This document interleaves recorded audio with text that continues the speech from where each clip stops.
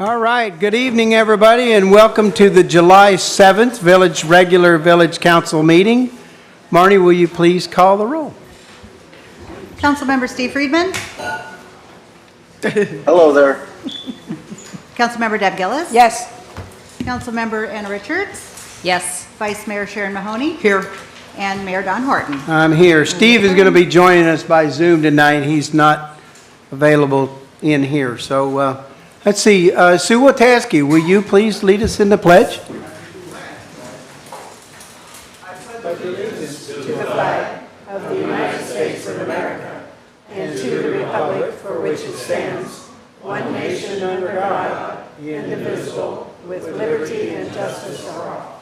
Thank you very much.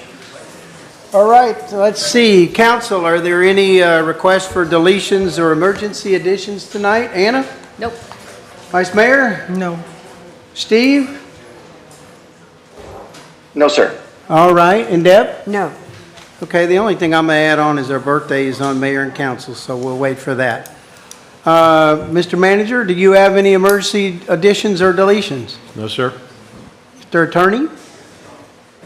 No, sir. Wonderful, then off we go. Let's see, why don't we start off with a presentation from Pete. Pete, you going to do a presentation on, are you?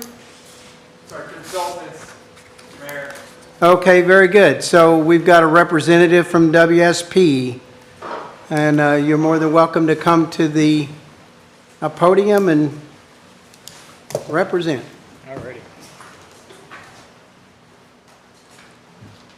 All right, so good evening, everybody. Tonight we'll be giving a basic overview of the Village of Islamorada Stormwater Management Master Plan, Capital Improvement Program. General overall purpose of this is to allow the village to identify, prioritize, and to provide and figure out funding mechanisms for the various stormwater projects throughout Islamorada, stormwater improvement to allow for increased drainage efficiency and for continued performance of our stormwater systems going forward. Great. Can you do me a favor, introduce yourself and tell us who you're with, and then we'll go on from there? Yeah, absolutely. So sorry about that. Yeah. So my name is Gary Q. I'm a water resource engineer from WSP. I worked on the overall, capital improvement projects for the Village of Islamorada Stormwater Master Plan. Thank you, Pete. And we can go forward from here. So, Thank you. yep. So let's see, clicker. So next slide here. All right, so as far as this slide deck, we'll go over kind of like brief project introductions. We'll talk briefly about the water quality analysis that we did, level of service as it relates to flood related topics, and then capital improvement projects associated with both the water quality and the level of service analysis for those flood projects, and then the funding and policy approach, as well as the next steps here going forward with the capital improvement projects. So next slide. Oh, sorry about that. Went an extra slide too far. All right, so just a quick project introduction. Islamorada has historically been experiencing a number of challenges in relation to stormwater flooding, not just with the typical traditional rainfall related flooding, but also with coastal flooding, tidal related flooding, high groundwater levels, and then of course the future issue of sea level rise and that kind of thing. So this stormwater management master plan is based on, it's a build off of the watershed management plan that we previously did in July of 2024, which we completed a overall watershed model analysis and also incorporated some high-level conceptual proposed improvements for that project, which we looked at further in detail as part of this master plan here. We built upon the WMP with additional water quality related specific items, as well as roadway level of service that we looked at for the flooding components. And then based on the water quality and the level of service for those flooding components, we provided conceptual high-level capital improvement projects And then, of course, we looked at the regulatory review and then the funding side of things with that. And then another key component that we're going to mention a couple times throughout these slides is the roadway vulnerability study, which is a separate effort that's going on in conjunction with the stormwater master plan. That's like a separate study, so the two aren't linked as of right now, but are planning on it for future efforts. So there's that. And the next slide here.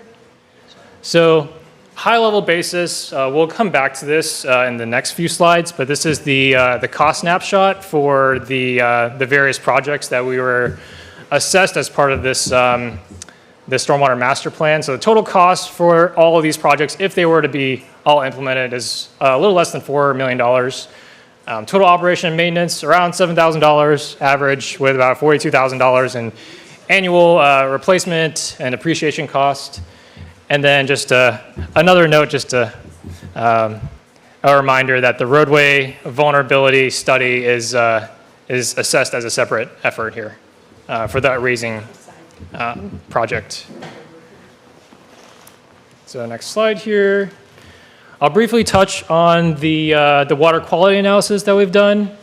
So just a high level, the FK-RAD document, the Florida Keys Reasonable Assurance document, basically shows that the village is within the thresholds for total nitrogen and total phosphorus, as well as dissolved oxygen. So we're within that, under that threshold, so we're not exceeding those levels and those discharge limits. But the key thing is that it's still important for us to consider the water quality as part of all of these capital improvement projects going forward, as it is a key concern for the village and the residents as well. Certainly don't want to be seeing any, excess discharge and algal blooms and increased sediment buildup in the canals and whatnot. So that's the reason for the water quality emphasis. We also performed a pollutant load analysis, which looked at total nitrogen, total phosphorus, total suspended solids, as well as BOD, as far as that analysis go. And at the end of the day, a lot of these projects with higher concentrations and higher loading rates tend to correlate pretty well with the projects that resulted from the roadways that don't meet the flood protection level of service, which we'll talk about in the next couple slides here. So let's see, next slide. We'll briefly touch on the existing and future roadway level of service. So the level of service analysis for flooding specifically touched on the 25-year, 24-hour storm along US 1, the 10-year, 24-hour storm for neighborhood roads. Basically, the level of service that we use here is consistent with the watershed management plan, which states that there's no, as long as if the roadway exceeds 4 inches of flooding along the edge of pavement, then that roadway would be considered deficient from a perspective of level of service. So that's the language that we use for that.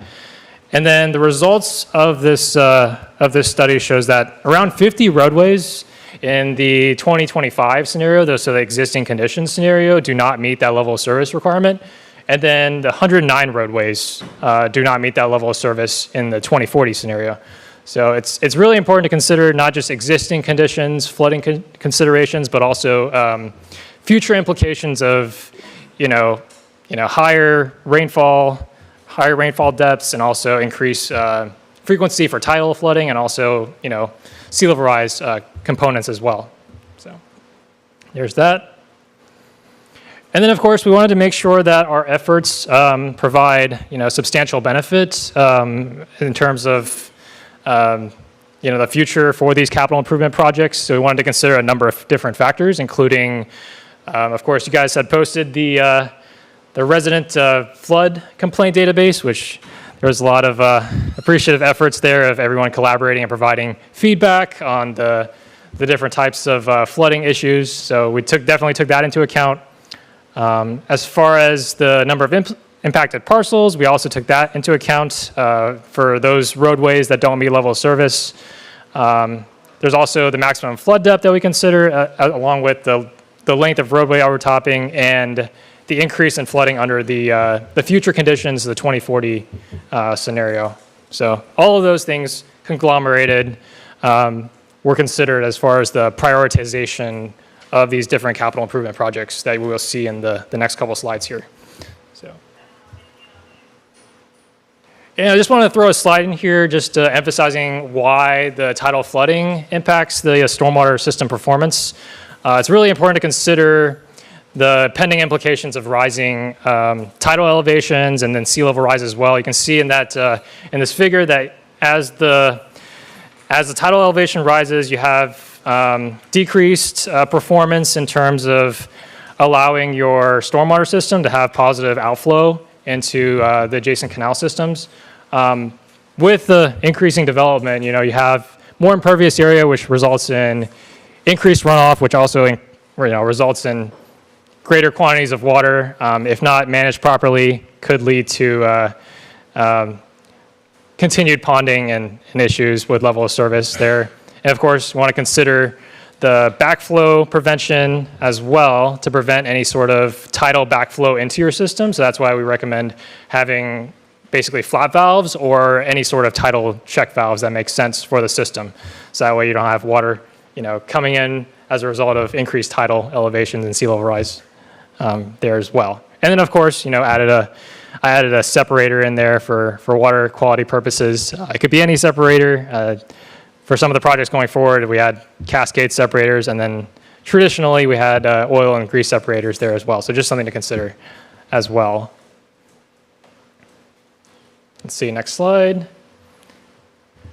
And so just a high-level overview of the conceptual capital improvement projects. There was a total of 9 projects that were assessed as part of this effort. There were 3 projects specifically that were selected unanimously to kind of push forward with as higher priority, which includes projects 1, 3, and 5, colored in red there. I think the third project is over on the left side. It's a little cut off. They're all in red, so just to make it a little easier to see for you guys. And then the different types of projects that are being implemented include maintenance and monitoring, vegetative filter strips, yada, yada, yada. You can see over on the highlighted bullet point there. And yep, so there's that.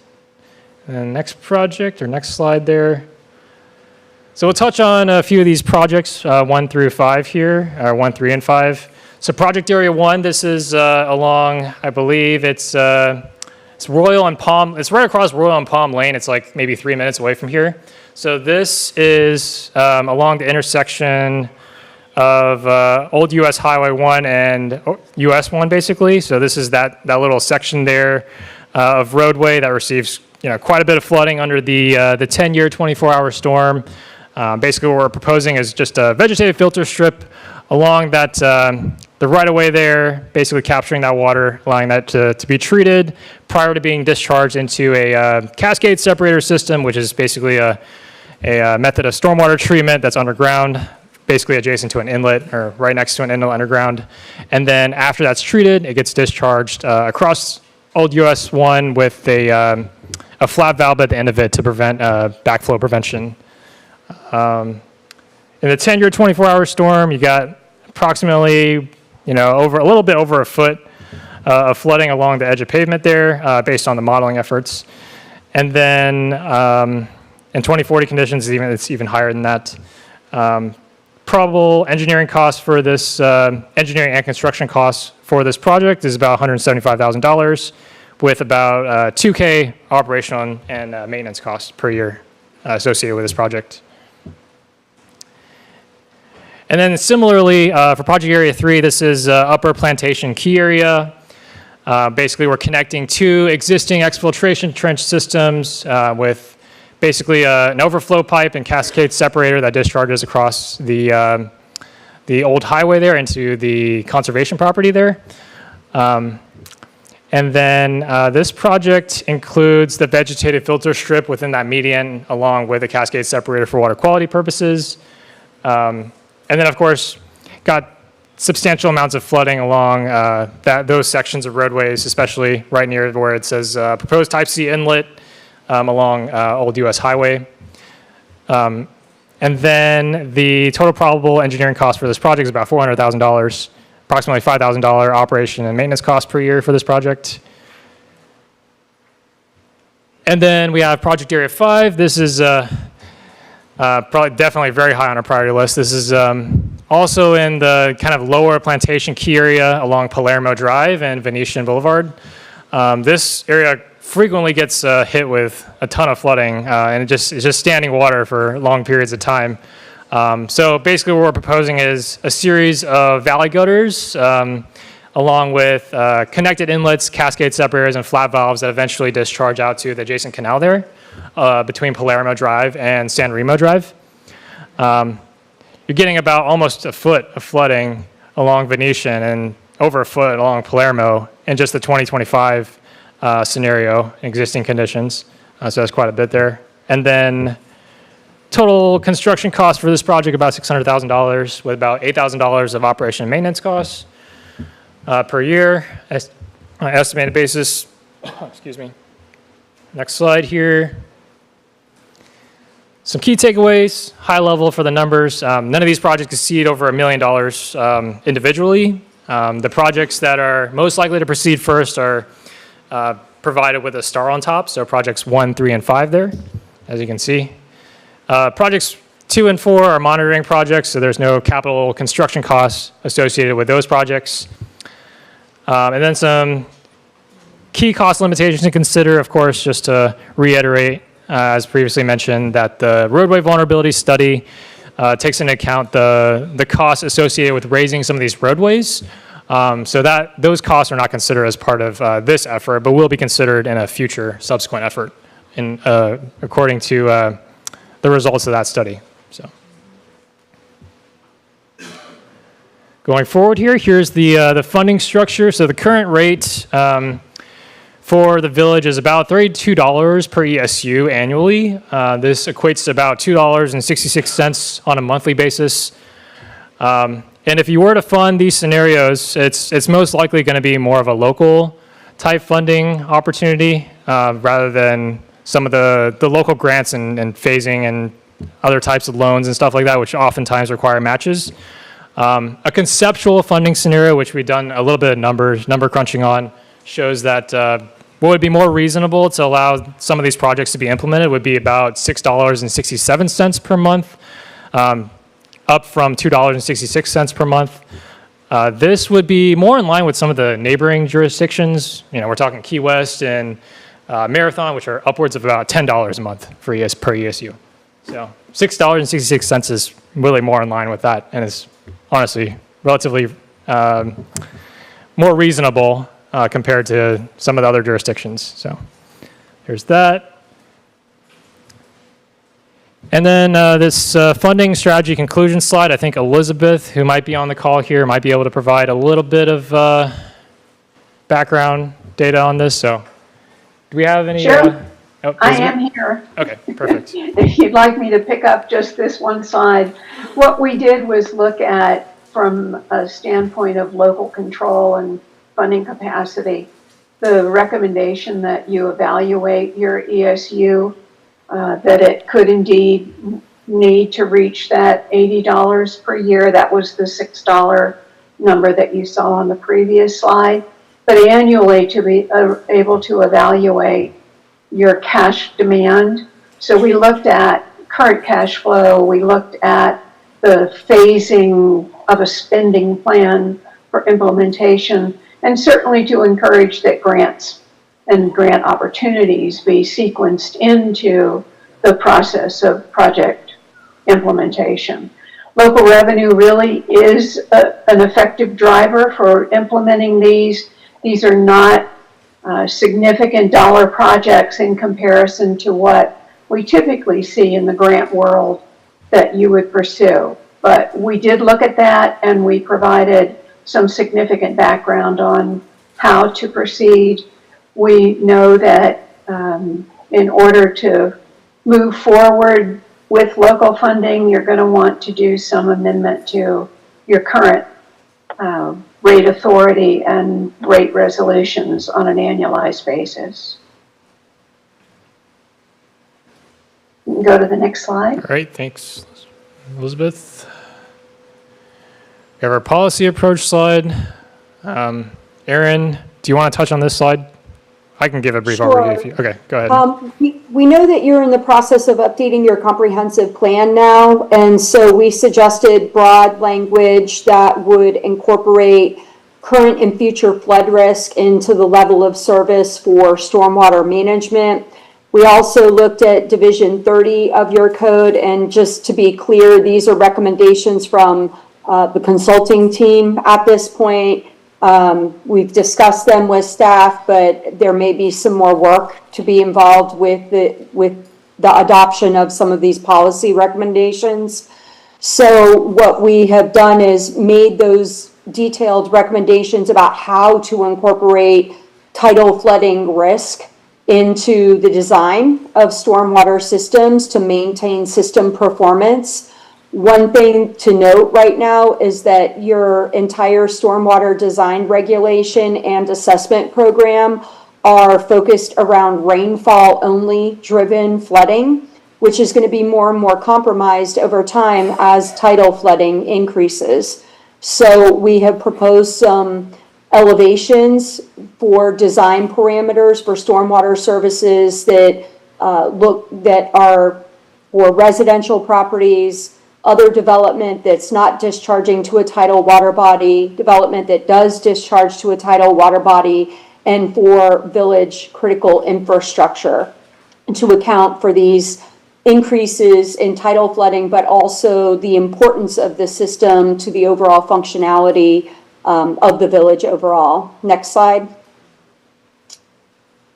Additionally, your stormwater assessment provision in the code currently is also geared towards only rainfall-driven flooding. And so we expanded the legal authority and basis for your assessment program to be able to accommodate broader drainage. The reason for that is that the functionality of your rainfall-driven system could diminish over time with increased tidal flooding. So we wanted to make sure that you had legal authority to assess for that system to manage not only the rainfall components, but any of the tidal flooding components that needed to be incorporated into the projects. So we have made those recommendations, and as a companion, the stormwater design criteria technical manual probably needs to be updated to be consistent with these recommendations as well. And we would recommend that those policy changes occur in some concurrent fashion with the adoption of your uniform collection resolution this year and any rate adjustment that you make. Awesome. Thanks, Aaron. Thanks, Elizabeth. All right, moving forward here. All right, so the next steps, following the Stormwater Master Plan, we wanted to confirm project priorities, the ones that we mentioned previously, projects 1, 3, and 5, along with any other ones. Following that, advancing design and permitting schedule for those projects. We wanted to, of course, coordinate the stormwater improvements with a roadway elevation planning effort that's going on separately as we speak here.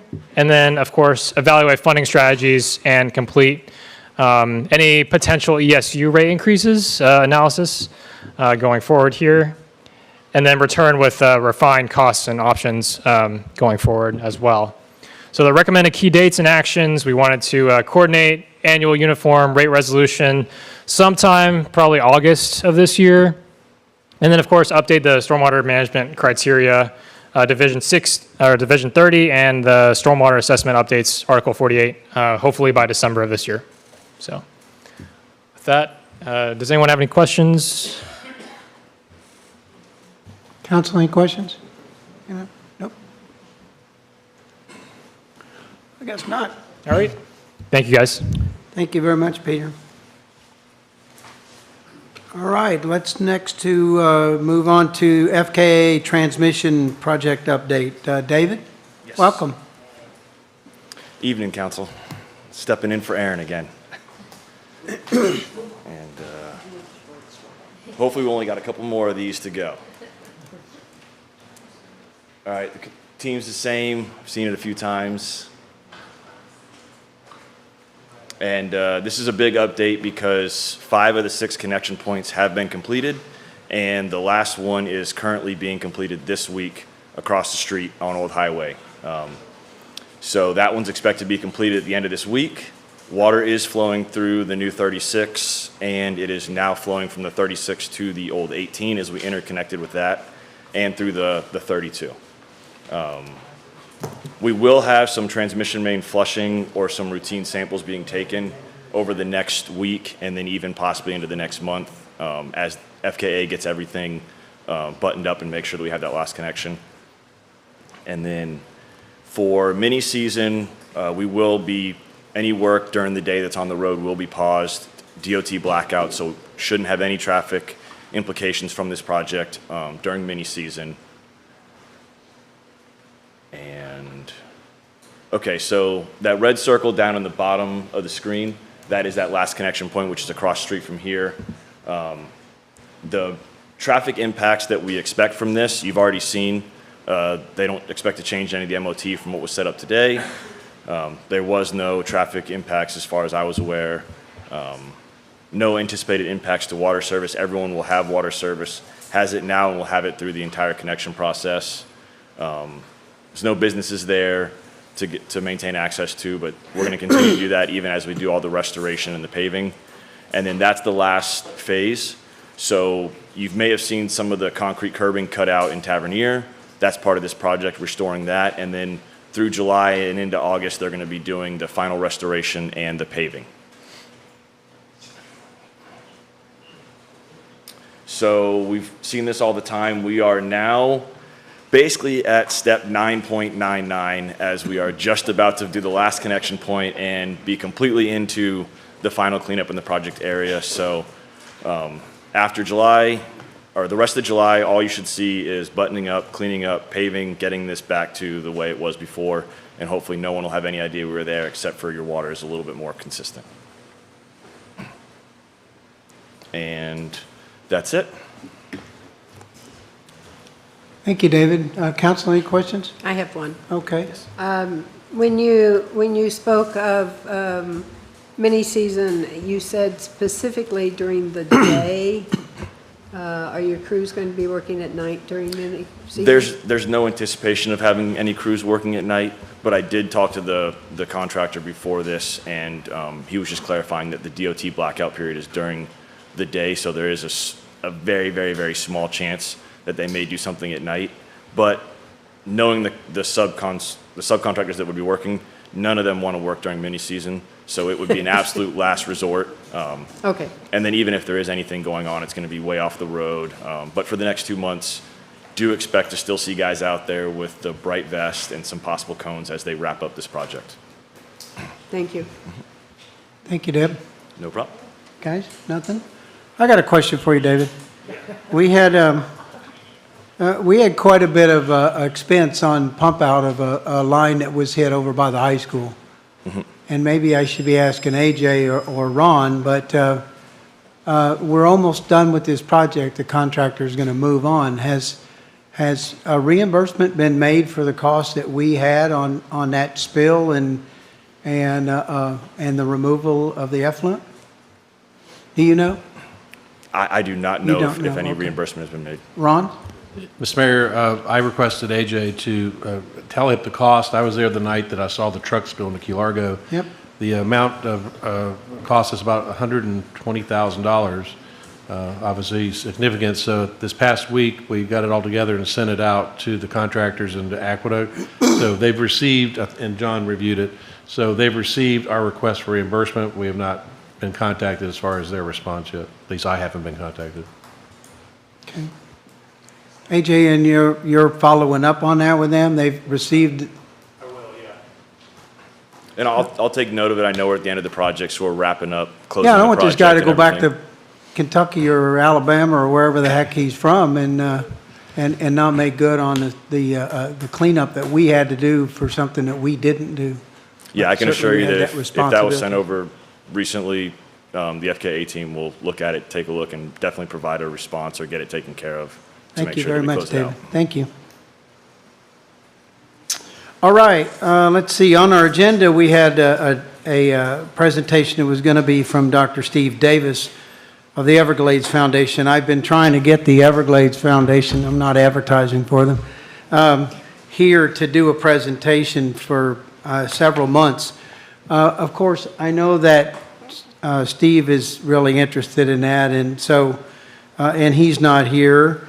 And I was going to try to get Steve Davis to change to Thursday, but he wasn't available either. I thought today's agenda was pretty full, so it looks like he's scheduled for next month?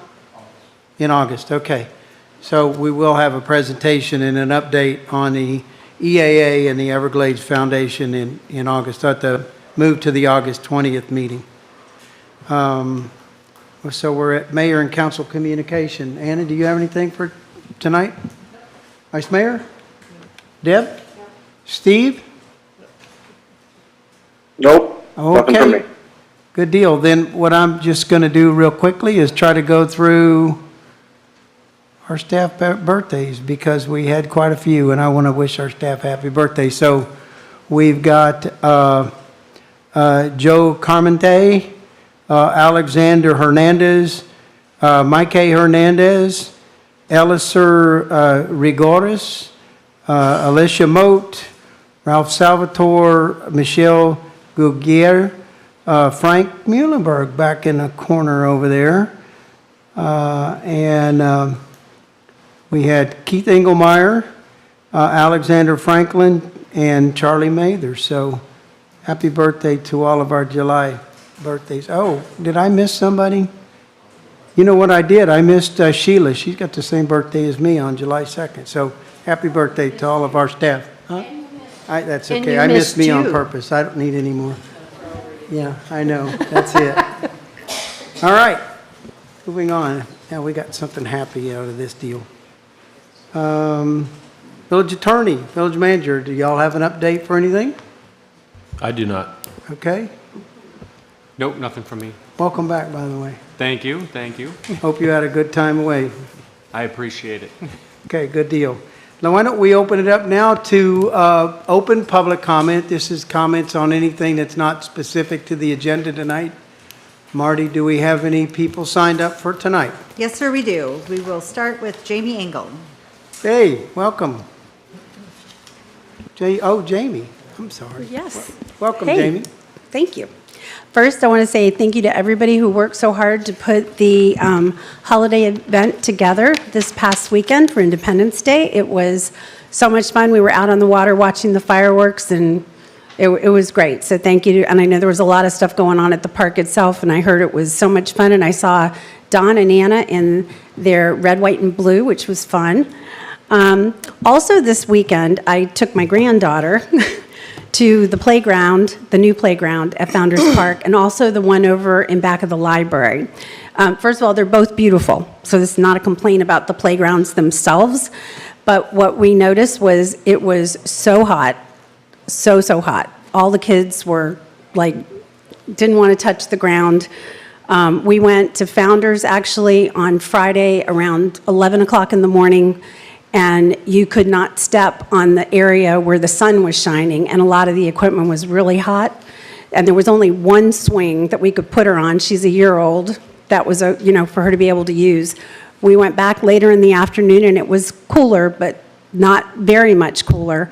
But then Sunday, we went to the one in back of the library, and that is a different field. That's like a rubberized field carpet. I guess the one at Founders is more like a grass kind of field.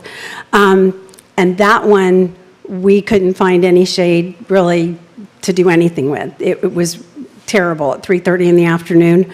And there was nobody, there was one couple there with their kids sitting underneath the tiki. So then David, my husband, went back with his little temperature gauge over to Founders on Sunday around 4:30. It was 135 degrees on that carpet where the sun was shining, but 91 degrees in the shade. So if there's any way we could find some way to get some more shades, the sail shades or something put up there so that we can get more use out of them, because they're awesome playgrounds, and I'm sure a lot of parents would love to be able to use them, but they are so hot. Like I said, couldn't do it. And finally, The freebie contract, I know nobody brought that up, but it hasn't been signed from what I understand, and it needs to be signed. And I also think that we need to start working on the advertising and marketing to let people know it's going to cost $2 per rider, because that should begin as soon as the contract is signed, because I believe that those fares are worth around $8,000 a month, something like that to us. So I think that needs to get worked on. It's not on the agenda. I didn't hear any comments about it. I think it's a really, really important discussion that needs to be had, and I'm very surprised it wasn't brought up tonight. Thank you. Thank you, Jamie. Marnie, who's next? Next up is Ken Thomas. Welcome back, Ken.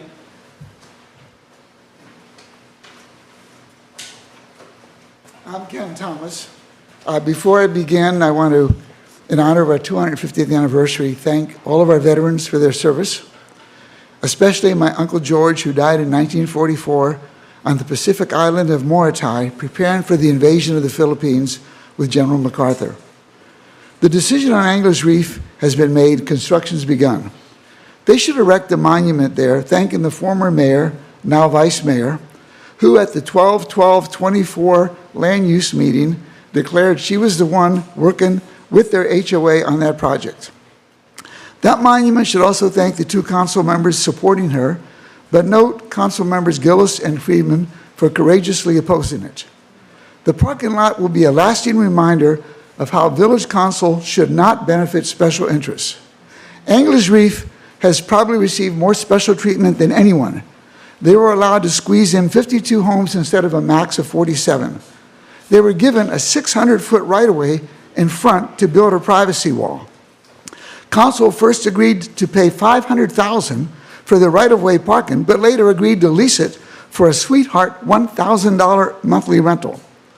Our backup ordinance was changed to accommodate them. Their site plan was given top priority, with application fees and deposits waived. None of the required independent safety, traffic, environmental, valuation, or legal studies were done. There are still unanswered questions regarding insurance, liability, and legal exposure. Because private parties primarily benefiting from public land violates our Constitution, AG opinions, and court rulings, Village Council cleverly called it public parking. But their homeowners and overnight rentals are the primary beneficiaries. Their name's on the site plan. They're paying legal fees, plus up to $25,000 for construction, and they'll maintain it. This is not a park, not a business district or community facility for the public. It benefits one special interest. And why was it rushed? Because proposed charter changes in November would require a 4/5 supermajority where it would be rejected. Ironically, the attorney for this proposal is also the chair of the Charter Review Committee. In conclusion, across from Anglers Reef sits Winley Key State Park, where our limestone natural resources help build the keys for the public benefit. Across the highway, this parking lot, approved by 3 Village Council members, will stand as a permanent monument of how our public right-of-way resources benefited private special interests. I only wish my historian friend Jerry Wilkinson was here to help me fight this giveaway, like he did 15 years ago when we stopped the conversion of the Winley Key Park into a private dinosaur attraction. Maybe it's better he's not here. Thank you. Thank you, Ken. Marnie? Next up is Sue Miller.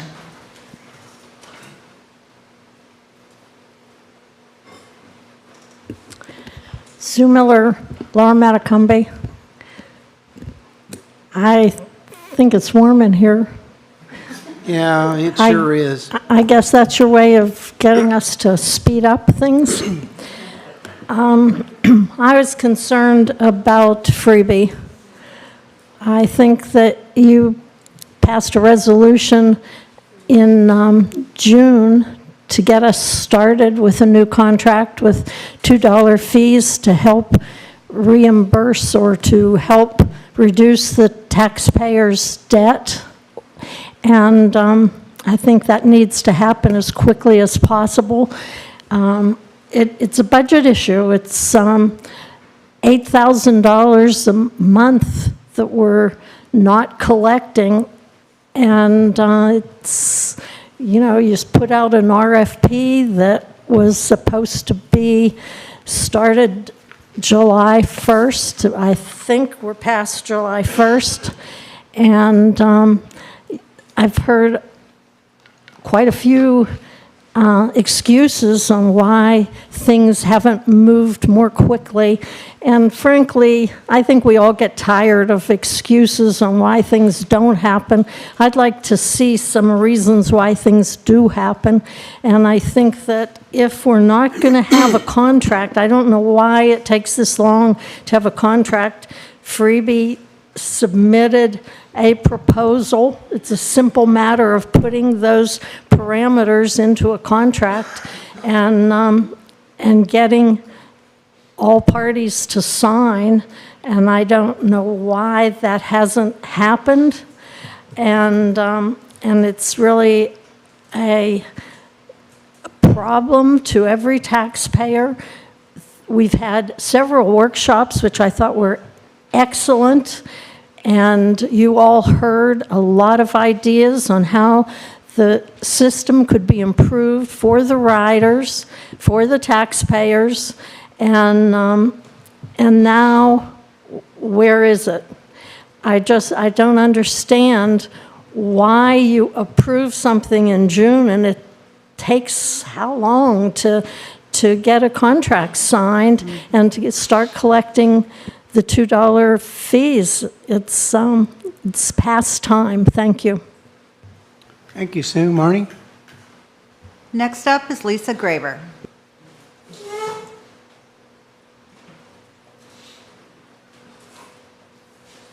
Welcome, Lisa. Hi, thanks so much.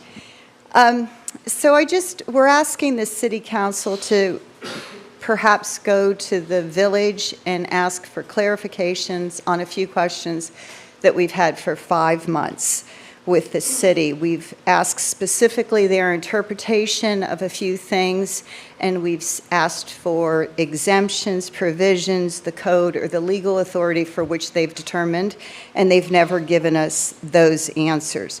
Our neighbors put in a floating dock. We understand it doesn't need to be permitted. That's not our issue. But if you look at 1541, the purpose of waterfront regulations are to protect navigation and neighboring property owners. I gave you guys a survey. This new floating dock is in a completely different position.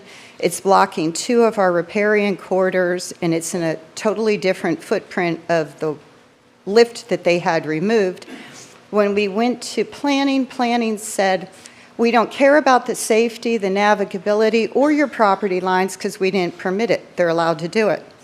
The next point is the 25% obstruction limitation. Everybody that boats down here knows the 25% rule. The last thing we heard from code was this code only applies to moored vessels, not floating docks, but we were never given the exemption or how that was explained. We were just told it's irrelevant.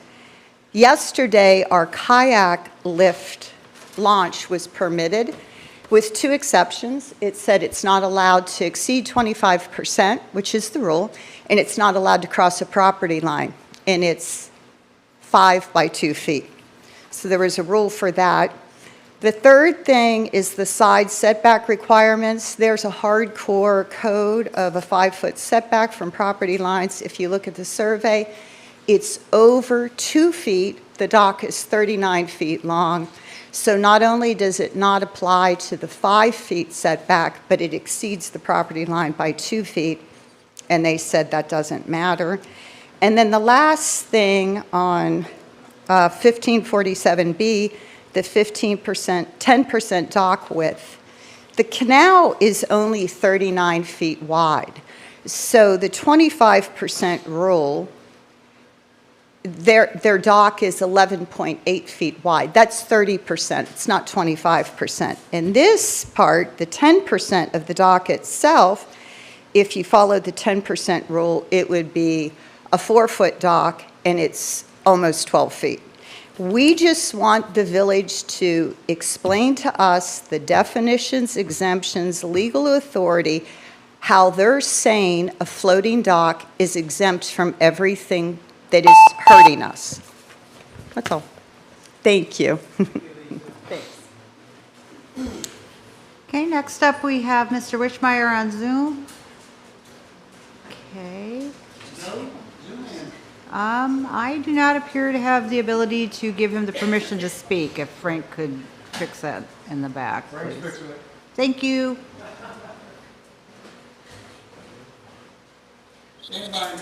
Yes, thank you. Joe Wishmeyer, Plantation Key.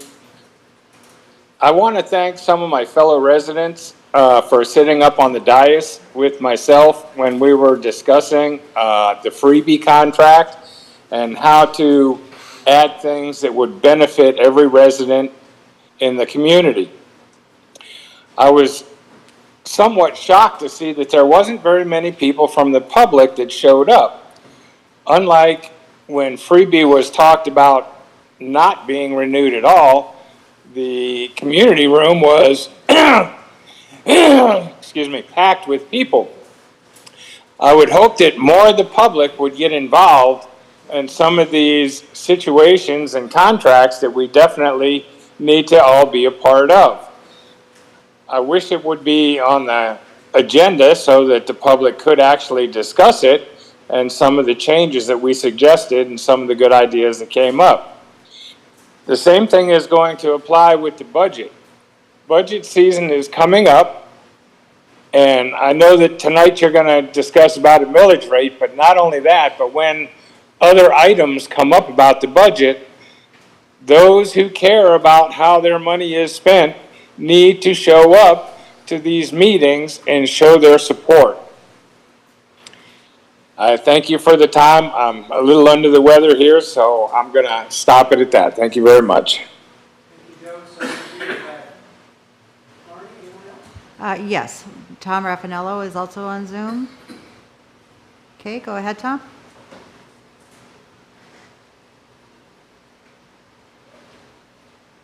Tom, can you unmute?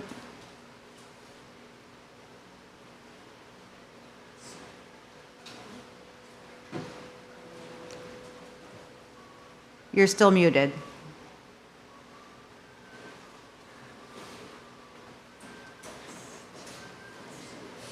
Oh.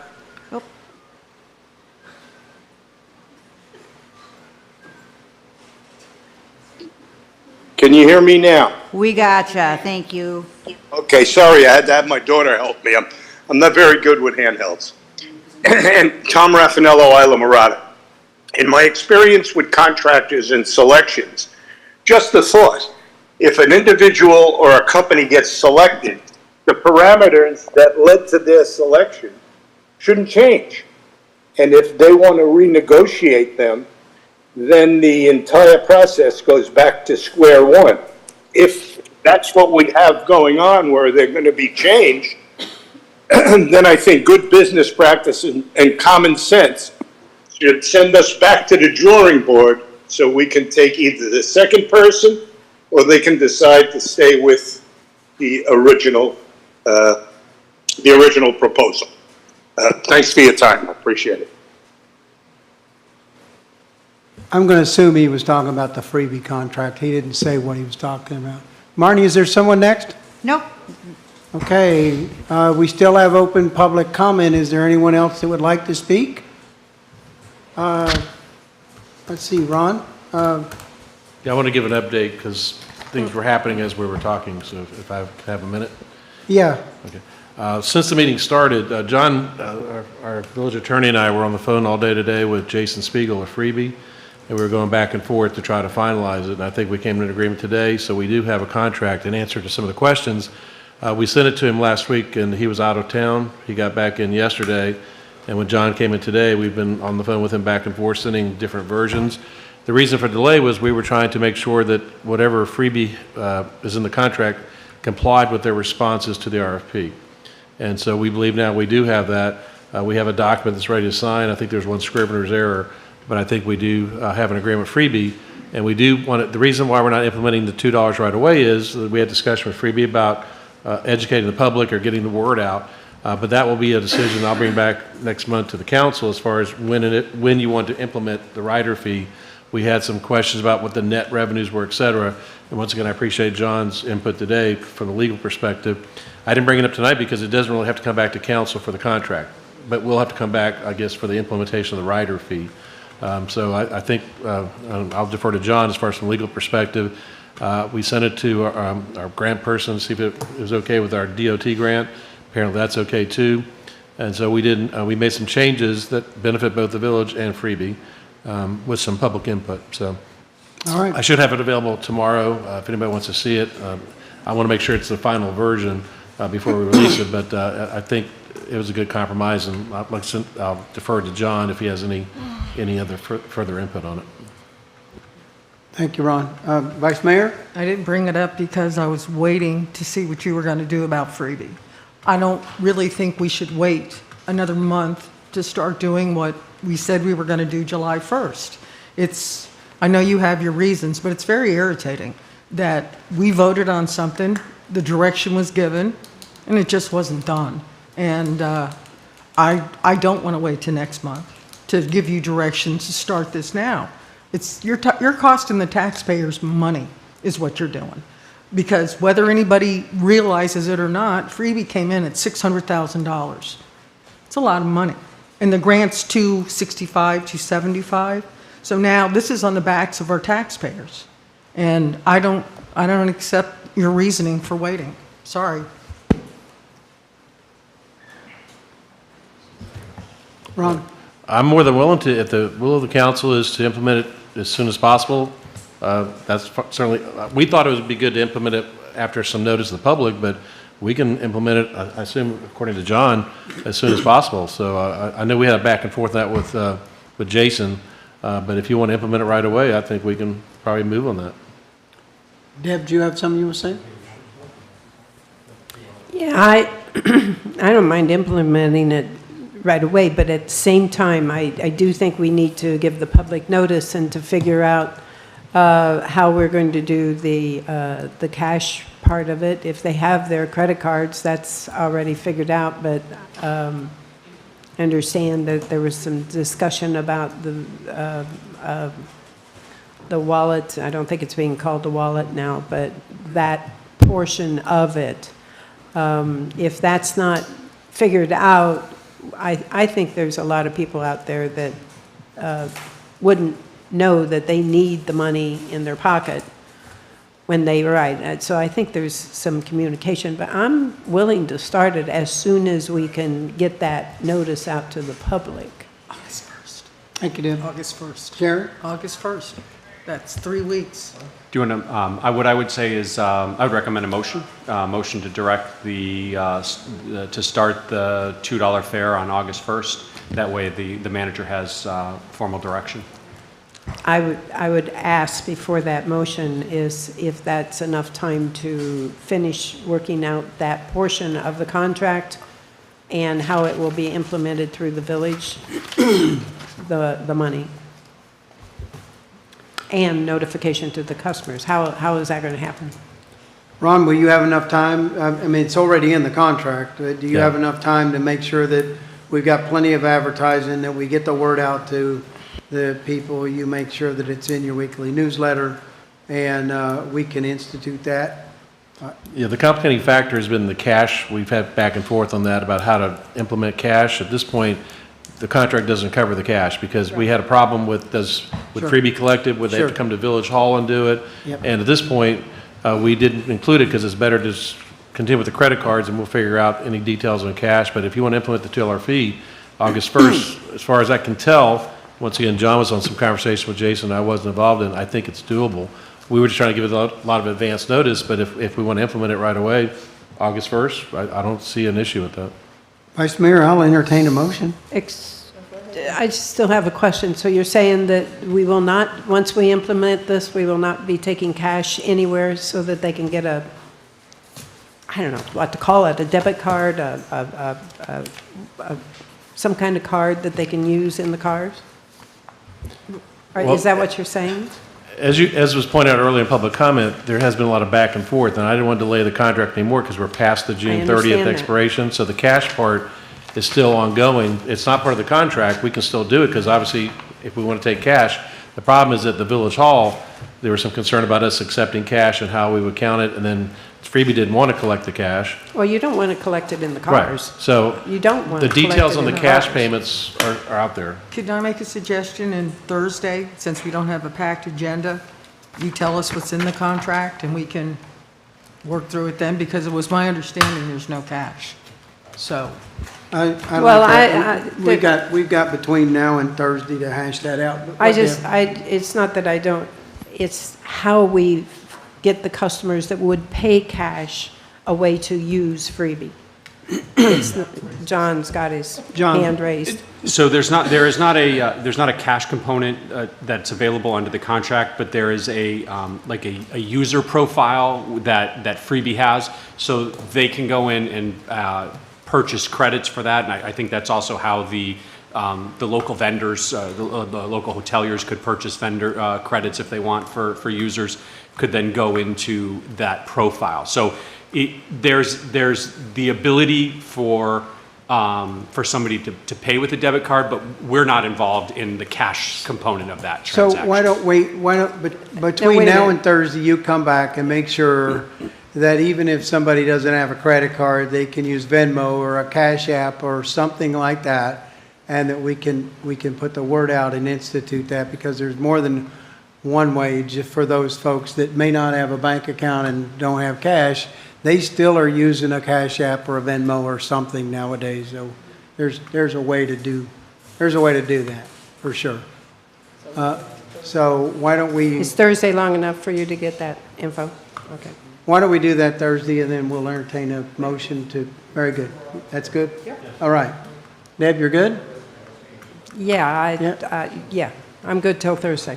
Okay. All right, good deal. All right, John, let's move on to consent agenda if we can. Sure thing. We're into the consent portion of the agenda. These items are of a routine nature, and council members have reviewed these items in advance and sought the advice of staff as they felt necessary.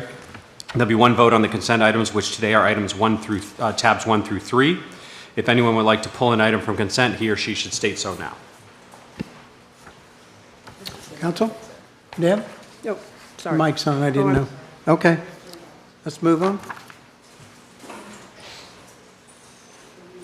I need a motion for consent agenda, I'll make a motion to approve the consent agenda. and I need a second. Second. All right, Marnie, I got a motion and a second. We need public comment. Is there any opposition to council? We need public comment, though. Oh, we do need public comment. Let's do that. Is there any public comment, Marnie? No, sir, I don't have anyone signed up. Okay, second shot. Any public comment? All right, we got a motion and a, Deb? Sue, you raised your hand? Please, come up.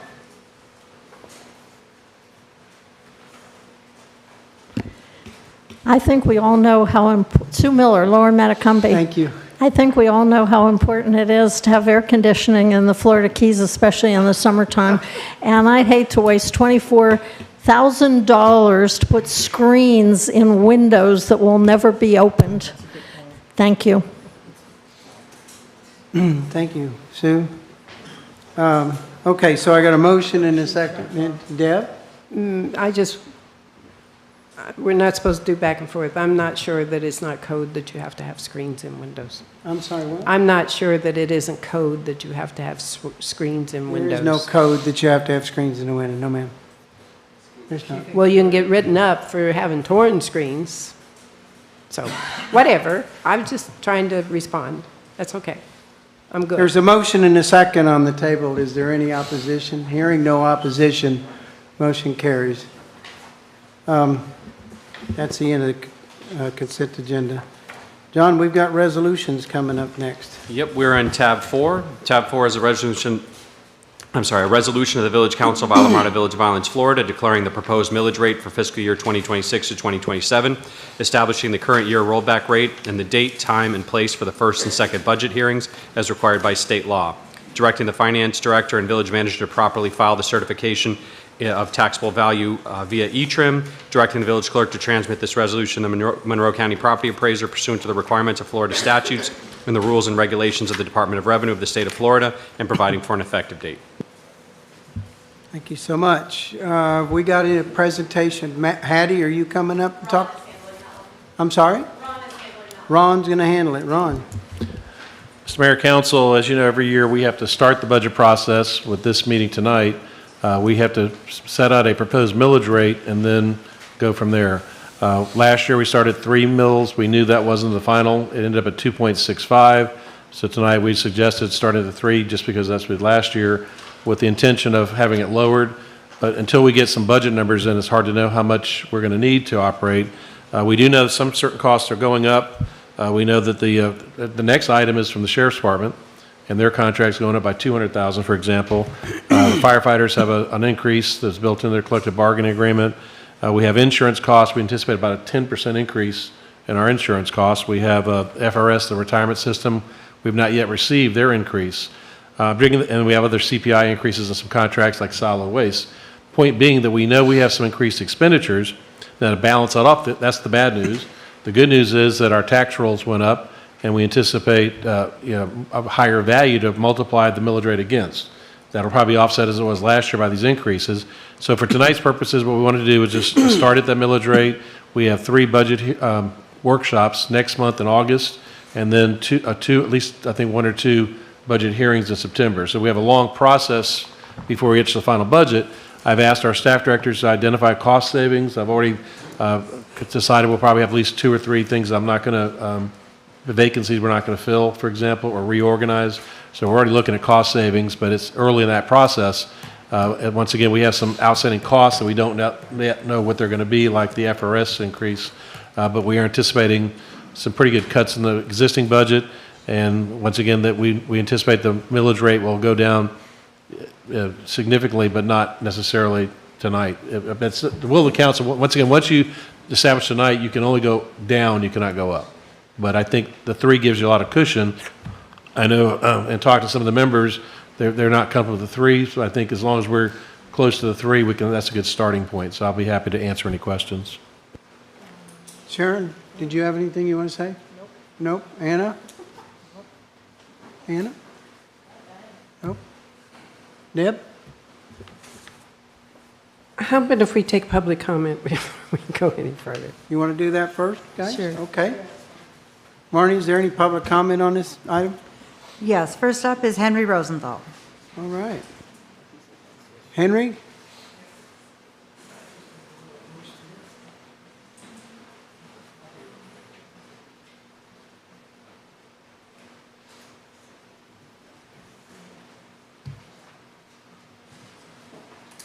Welcome, Henry. Thank you. Henry Rosenthal, Lower Matacumbe. I see where you've scheduled public meetings in reference to the budget. I would certainly encourage the budget to be where I left it and where I made it a couple of years back. And I saved the taxpayers 21%. I know it's the thing to do to start out with a millage of 3, but I started out with a millage of 3 a couple of years ago, and I took it down to, I'm going to guess, 2.57. I like to have gone more, but the council would not allow me to do that. My problem at this point is that it's important for the public to have access to the disclosures amount with the budget. Therefore, spacing the meetings out over 2 weeks rather than, I think it's August 4th, 5th, and 6th. This is very, very important to the public. And how can you initially deal with a situation, you'll come to a meeting, and the next day you're back doing the same thing again? It just doesn't figure to do it that way. Give the public the opportunity to come to a meeting, digest what they just heard, and then come back 7 days later and do it again. You can't do it meeting after meeting and expect everybody to be up to par as to what they're going to say and are going to say the right thing. So I'm not going to belabor the subject because I encourage everybody to have a shorter meeting. I encourage everybody to have their comments written out and be on your way, and everybody will go home sooner, like it used to be, I hope, when I was around. So that's what I'm encouraging you to do, rather than have those meetings. But it's the most important thing you can possibly be doing at this time, one after the other. Not everybody can attend all three. Maybe they can only attend one. But give the public the opportunity to make their decision, and hopefully they will attend. And with that, thank you for the time. Thank you, Henry. Marnie, is there any other public comment? Yes, sir. Next up is Sue Miller.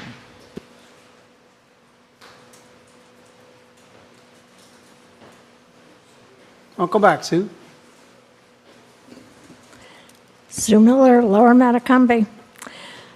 I watch the taxes and the budget very carefully, and I think that there are lots of opportunities for improved efficiency, and the state of Florida is trying to get all municipalities to become more efficient, and they created the DOGE, the Department of Government Efficiency, for that purpose, and we keep hearing that they wouldn't be interested in Alamorada because we run our government so efficiently. And I think that we should prove that by inviting them to come and see for themselves why a 21% budget increase is even being considered. $491 million increase in taxable value.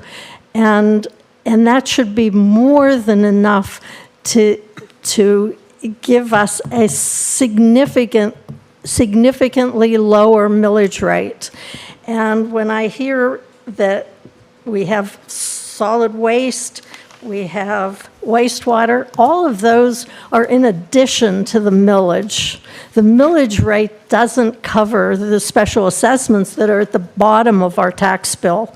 And so we can expect huge changes in wastewater assessments as we are doing a rate study to determine how are we going to pay for the millions.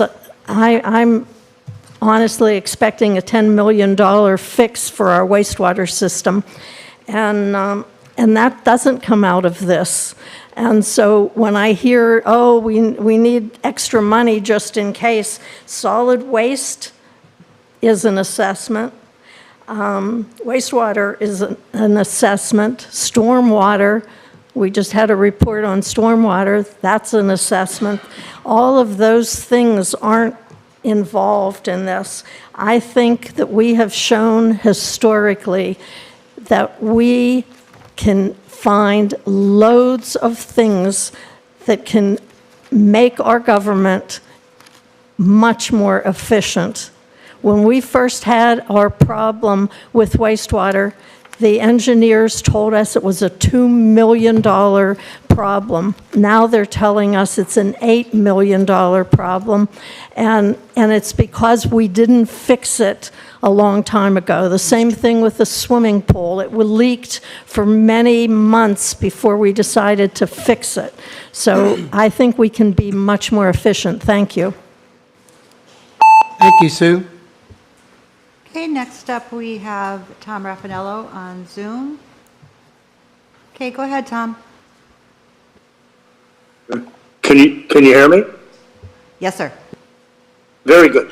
Tom Raffanello, Isla Mirada Community Alliance. And two things. Number one, I wanted to clarify this. The mayor brought it up. I was talking about freebie, but in my experience with the village, it could go for a lot of the other bad contracts that we sign. We need to do a better job. The baseball field is out there. Some of that contract is still in abeyance. We've renegotiated favorable contracts, and we need to do a better job of doing that. Secondly, I just wrote an article about what Sue Miller eloquently pointed out on how our taxes are done and the Doge factor. We have been in existence for a quarter of a century and have resisted a forensic audit for efficiency. There isn't another entity in civilization that would do that we're doing it on a regular basis. What do you got to lose? They'll come in and they don't mandate. They'll come in and tell you where you can do things, and then you go from there. I think it's an opportunity, and you owe it to the taxpayers to be able to do that.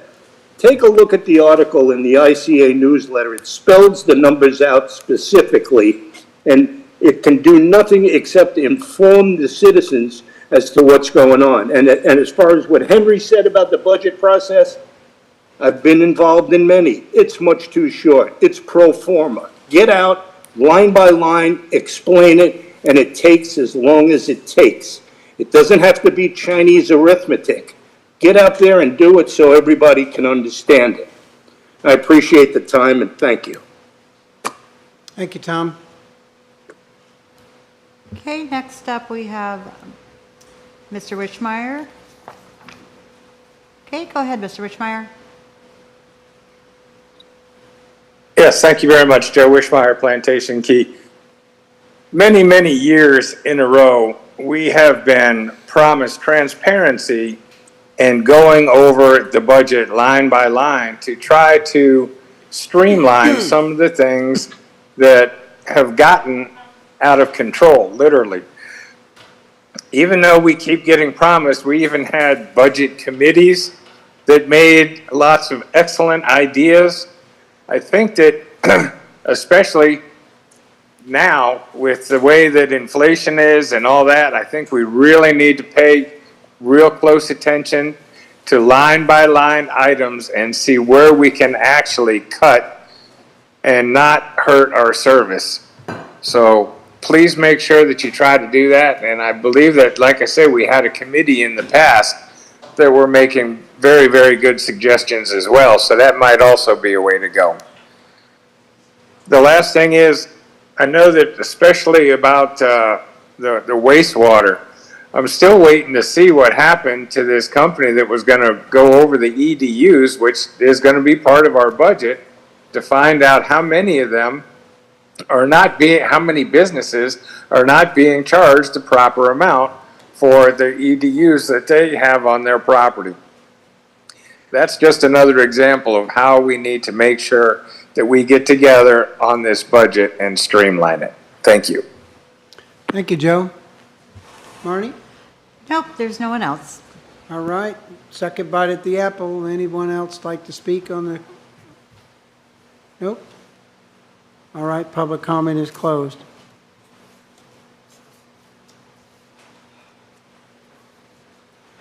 Council, any discussion? Deb? Sure, I'll start it off. If I'm reading this, Hattie provided a chart for us, and if I'm reading the chart, if we go to 3 mil, we'll have more than, it looks like $3.5 million above what we did last year, if I've got that math right. It's about 3.5. There's no way that we need that kind of money. We need to do this more efficiently than that. there's always projects that we want to do. There's always things that we want to improve. But we need to do them more efficiently, as is referred to. I just tried to do the fast math here, and at 3, that I said it was about 3.5. If we went to 2.8, there's 2.9 million rounding figures that we have to work with, that I would expect that to come down farther, but I don't want to get it so tight that we can't do what we do need to do. I don't think anybody really wants us to cut services, but we need to find it somewhere. It's like most of us have our own businesses. We know that the costs go up. We know that the costs are going up. The village costs is automatically going up also. So that needs to be taken into consideration, but the consideration should be very strong on where can we figure out how to save. I've been speaking with Ron of how to condense and save and find some extra, it's extra money that we can save. At 2.8, like I said, it's about 2.9 more than we had last year at this time. It's talking of what we approved last year. At 2.65, which is where we ended up last year, it's still $1.7 million more than what we had last year. 1.7 seems to be a number that we should strive for. That 2.65 seems to be a number we should strive for. 1.7, there's numbers that I've asked for that I didn't get hard numbers on, because they're difficult to get. But tonight, I would propose 2.8 as our starting point, and direct staff to work point at least 2.65. Thank you, Deb. Anna?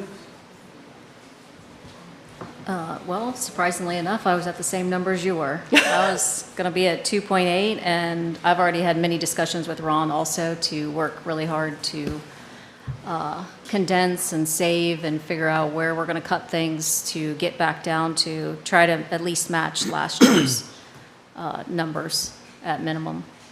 But I understand we have costs, and I don't want to cut ourselves short to start with. So this is just our ceiling cap. We can go down from there. So that's where I'm at. Thank you, Anna. Vice Mayor, you want to go? All kinds of areas we Okay, can go. cut. Go. I will go with the 2.8 and go down from there, because I think we spend money like little kids in a candy store. And I think there's areas we can cut, and I think there's things we should do more efficiently that aren't being done. Very good. So I will start with the 2.8, and I'm going to get down to 2.47. Atta girl, okay. Steve? Yeah, I'm happy to hear the other council realizing that we don't need to set a high millage rate, because we're seem to be on the same page to wanting to cut costs and be more efficient as possible. So I'm happy to hear that we might start the ceiling a bit lower than 3, and I could stand that 2.8 as well. I love it. Very good. I'm absolutely on the same page. 2.8 was actually more than I was thinking, and but there's a consensus up here. Ron, you talked about insurance. Looks like it's going up 10%. What insurance are you talking about? Are you talking about our property insurance? Or are you talking about our health insurance? What insurance is going up 10%? The insurance, I'm talking about liability, et cetera, the ordinary insurance, but the other insurances are health insurance, for example. We've been talking with our broker and trying to negotiate that. That's probably that could be up as much as a 30% increase. You know, our HR director has had a year now And I believe that, as I recall, a year ago, our HR director stood in front of us and said, give me a year, I will work on this and we'll figure something out. To my understanding, our HR director at this point has not worked with other brokers other than our normal broker. And if that's the case, I don't understand why. And I'll give you the example that I gave you before, is last year I lowered my automobile insurance on my companies, and I did that by calling 5 different brokers. I think that we don't sole source anything out, and I think that we need to start hunting and pecking and looking.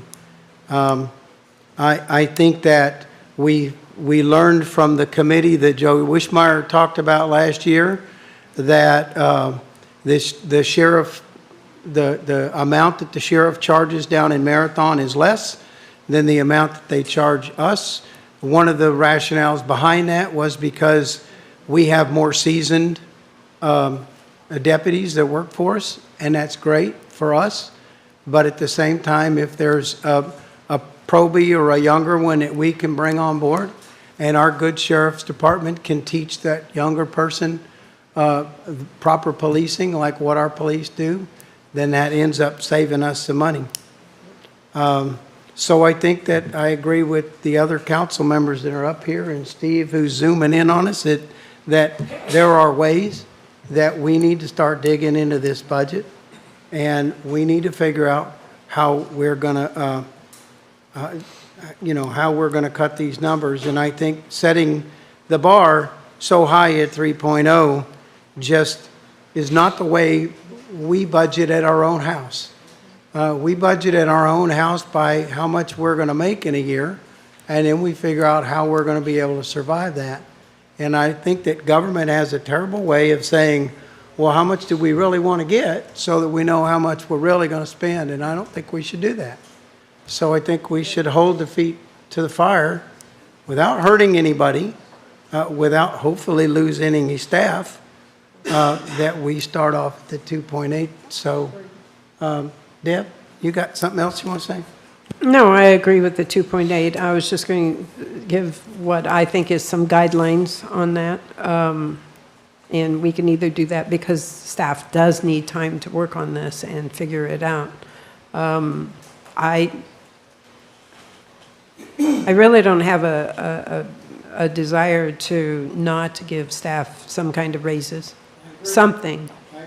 They have increases in their lives too, so I don't expect the money to come solely out of not giving everybody a raise.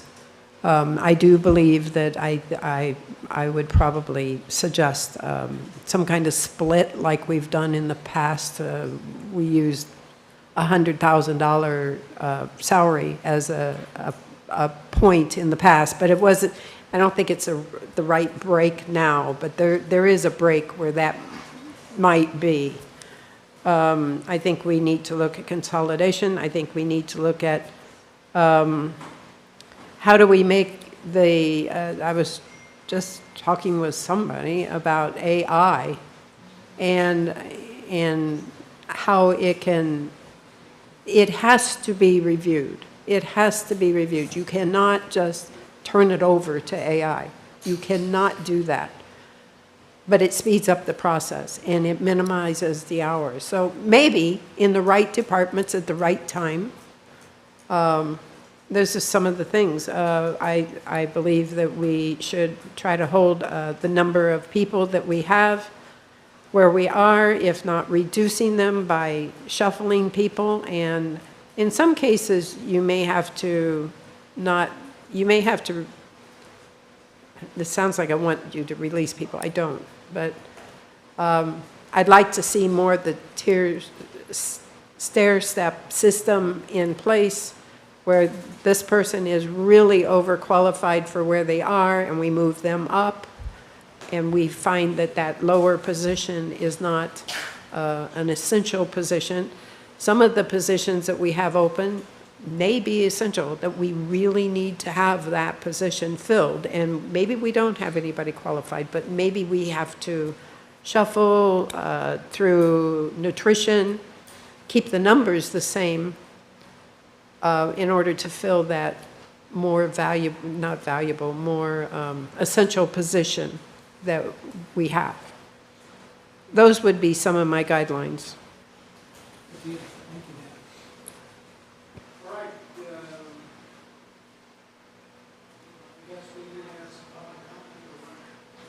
Oh, what? You had public comment already. What? You had public comment already on this. We did. Oh, I'm sorry, my mic. Okay. Thank you, Frank. Do we have a motion then if we've exhausted this conversation? I'll make a motion to accept a 2.8 as our cap. Is that the right way to word that?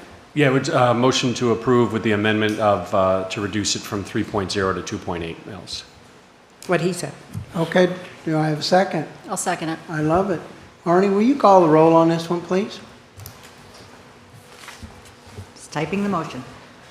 Okay, Councilmember Deb Gillis? Yes.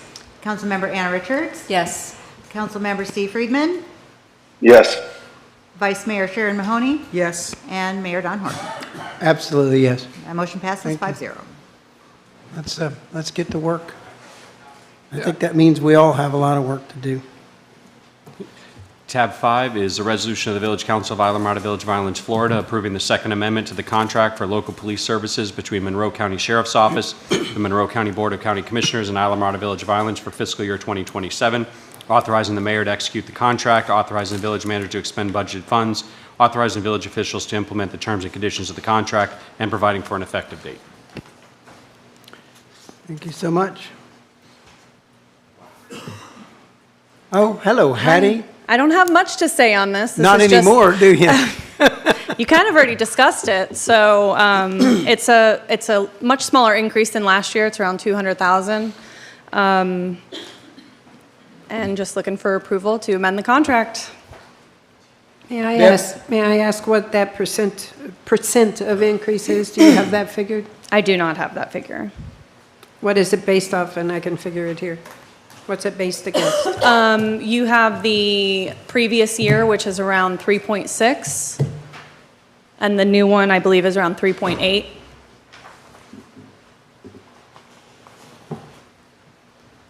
You got it? I'm getting it. I had to open up my computer. Me too.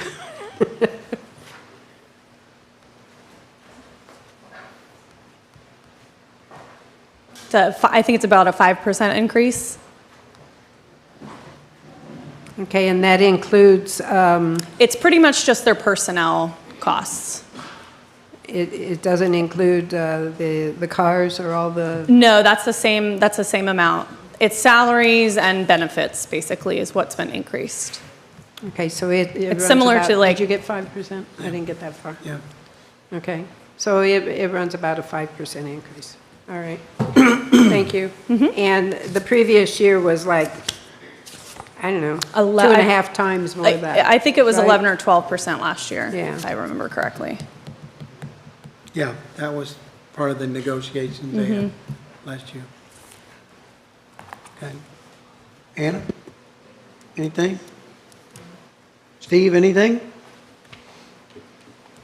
No, nothing from me. All right. Vice Mayor? All right. Why don't we hear public comment on this item? We have no one signed up to speak, and there are no hands raised. Is there anyone who would like to speak on this item? Seeing none, public comment is closed. Can I entertain a motion? I'll make a motion to approve. Got a motion to approve. Second. And a second. Thank you. Marnie, will you call the roll? Councilmember Deb Gillis? Yes. Councilmember Anna Richards? Yes. Councilmember Steve Friedman? Yes. Vice Mayor Sharon Mahoney? Yes. And Mayor Don Horton. Yes. That motion passes 5-0. Okay. Tab 6 is a resolution of the Village Council of Islamorada Village of Islands, Florida, approving work authorization number 2 between Wade Trim, Inc. and Islamorada Village of Islands pursuant to RFQ 25-01, authorizing the village officials to implement the terms and conditions of the work authorization, authorizing village manager to expend budget funds, authorizing village manager to execute the work authorization, and providing for an effective date. AJ. All right, good evening. Sorry. The village is seeking CI services from Weight Trim for the MPK booster station upgrade project. That item would be coming up next. They would be, excuse me, they would provide on-site representation for the village inspection services and project oversight. Weight Trim has been the village's representative for all things wastewater related from the beginning and continues to provide professional services for the wastewater department. The proposed work authorization number 2 with Weight Trim has a cost of $767,000, $767,360 over the complete project for this project. This would increase the not to exceed amount of the existing work authorization number 1 from $731,380 to $821,380 with an increase of $90,000. That would be for this year. For this year's remaining budget. The remaining cost of $677,360 will be over the next 2 fiscal years, but this work authorization would be carried over through those fiscal years. This cost would be funded through the Wastewater Enterprise Utility Fund and recorded within the MPK Pump Station Project's capital outlay account. As these professional engineering services are an integral part to the MPK Pump Station project as a whole, and this cost would be reimbursable utilizing both FQIP and stewardship grant funds. So what's the exposure to the village with these other grants that we're getting? For the cost-wise? Yes. Here, let me go to the other tab. I have the more details on that one.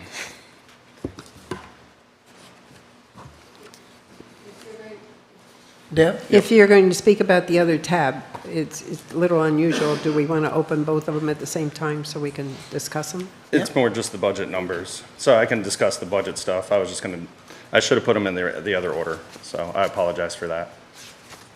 Yep. But budget-wise, for the MPK project, which would include CI services and part of the design, with the engineer of record, we already have earmarked $4.125 million of stewardship funds, with an additional $2.2 million available for next fiscal year. We also have received $375,000 of state appropriations for this year, and have an additional $3.8 million available with FQIP funding. Now, these funds, outside of the total basically of $4.5 million is earmarked for this project, the other funds are available for both water quality, so canal projects and wastewater projects. Details specific to which percentage is going to go to canal, which would be going to wastewater, will be outlined in the budget hearings. But those funds are available for this project. Can you rattle off those 4 numbers again? It's 4.1. 4.125 in stewardship. Yep. With an additional $2.2 million for next fiscal year coming to us. And that's out of this year's or next year's stewardship? Next year's stewardship. It would be the 26-27. Okay. For this year that was just signed by the governor, we received $375,000 in state appropriations for this project. And then with FQIP, we have $3.8 million available to the village. The funding for this project, both the CEI services and the construction of the project, the village will be utilizing SRF loans, and then because the grants are reimbursable, so we'll be utilizing SRF loans with a line of credit to fund the project and then reimbursing it with the grants. So AJ, are you saying that the cost for the construction oversight of this is going to be $731,000? Yes, they're our representative. They will have a project inspector on site documenting the project in whole. No. It would be a permanent. a permanent position. And what's the length of time, start to finish? About a year and a half. And what percentage is that 731,000 of the overall project? I didn't write that So- percentage down, sorry. I misunderstood Deb. something. I misunderstood something. I just need to clarify it. I thought the 731,000 and change is for Amendment 1, which we have already approved, and that this project is 677,000. So we're approving another 90,000 out of the 677 to go into this year, the current year. Okay. The rest of it will go, not, it's still money, but the rest of it goes into next year or the following year. Correct. So about 570, 590, I can't do that math quick enough, 590,000 will show up in the 26, 27 budget. Right. And that the 731 is our existing budget for Wade Trim to do what they're already doing. And we're just raising it by 90,000 to cover the new project. Right? That's the way I understood it. Yeah. Right. Okay. Anything else, AJ? No. All right. Is there any public comment on this item? I don't have anyone signed up. Let me check Zoom one more time. No, sir. Steve, you got anything? No, I don't. Okay. All right. Seeing no one standing up, public comment is closed. Do I have a motion?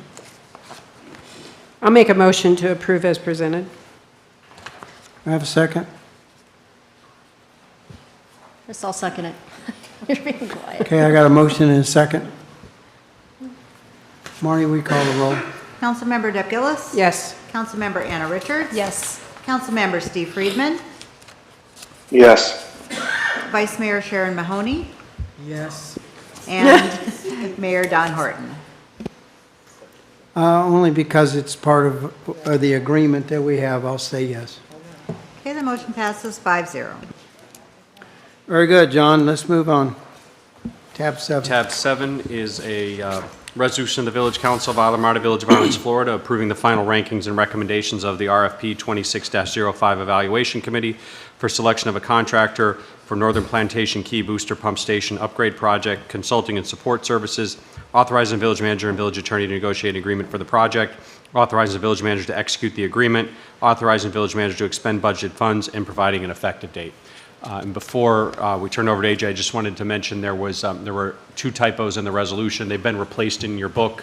You'll see it in the red line. One was in the second whereas clause, or the second to last whereas clause, removing the term, the word annual, and then the other one was in section 4, correcting the name of the recommended selection. Obviously, that's subject to your all approval, but it needed to match up with what was being recommended in the rest of the resolution. All right, good evening. What you have before you tonight is the final rankings and recommendations of the committee for the Islamorada's wastewater and PK booster station upgrades. The RFP was published on April 24th for a total of 54 days. The village did receive 4 proposals from Comtech, Reynolds Construction, Bell Construction, and Topino & Sons. Each proposal was reviewed for qualifications by the 5 committee members, the engineer of record with CPH, and the village's wastewater representatives with Wade Trim. On June 22nd, in a publicly noticed meeting, Wade Trim provided professional review of the proposals and discussed the pros and cons of each proposal. The committee members asked questions and discussed the proposals amongst each other. The committee used the following 2 days to complete the reviews of the proposals. On June 24th, in another publicly noticed meeting, the committee discussed their rankings of the qualifications of each of the proposals. The proposals were required to score a minimum of 30 points out of 50 points in qualifications to be considered qualified. All 4 proposals were had greater than 30 points and were considered qualified. Each sealed cost proposal was then opened and recorded. 50 points was awarded to the lowest bidder, and a percentage of the 50 points available was awarded to each proposal relative to their price compared to the lowest bid. The scores were totaled and ranked according to the highest points received. On that list, Comtech received the highest points with a score of 457 out of the 500, and with a price of $6.7 million and $500. The committee discussed the results and agreed that Comtech was a qualified contractor to complete the work and would be the recommendation from the committee. As a note, the engineer's estimate for the project was $7 million, so it was under budget on the engineer's estimate. And then we discussed already the budget with the numbers and everything else. So if you have any questions, we can go over that again if need be.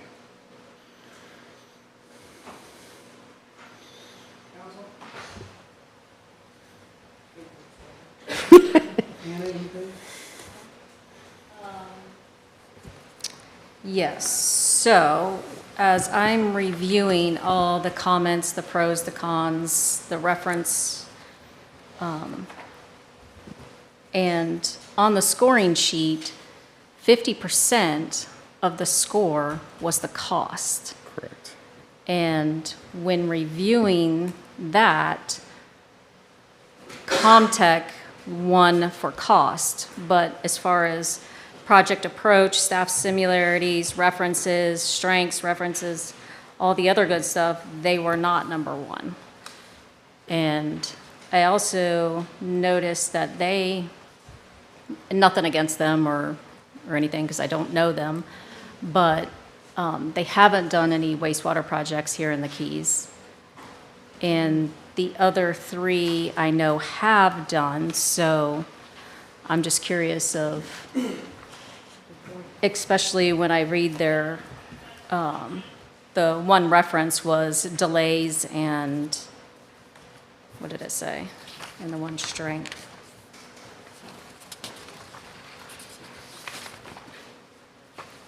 Delays and added costs attributed to gaps.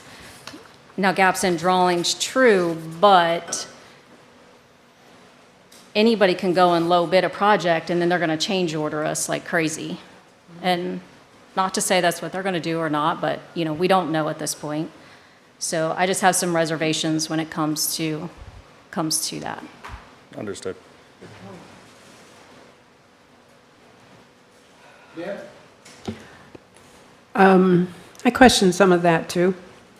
But the other thing that I asked was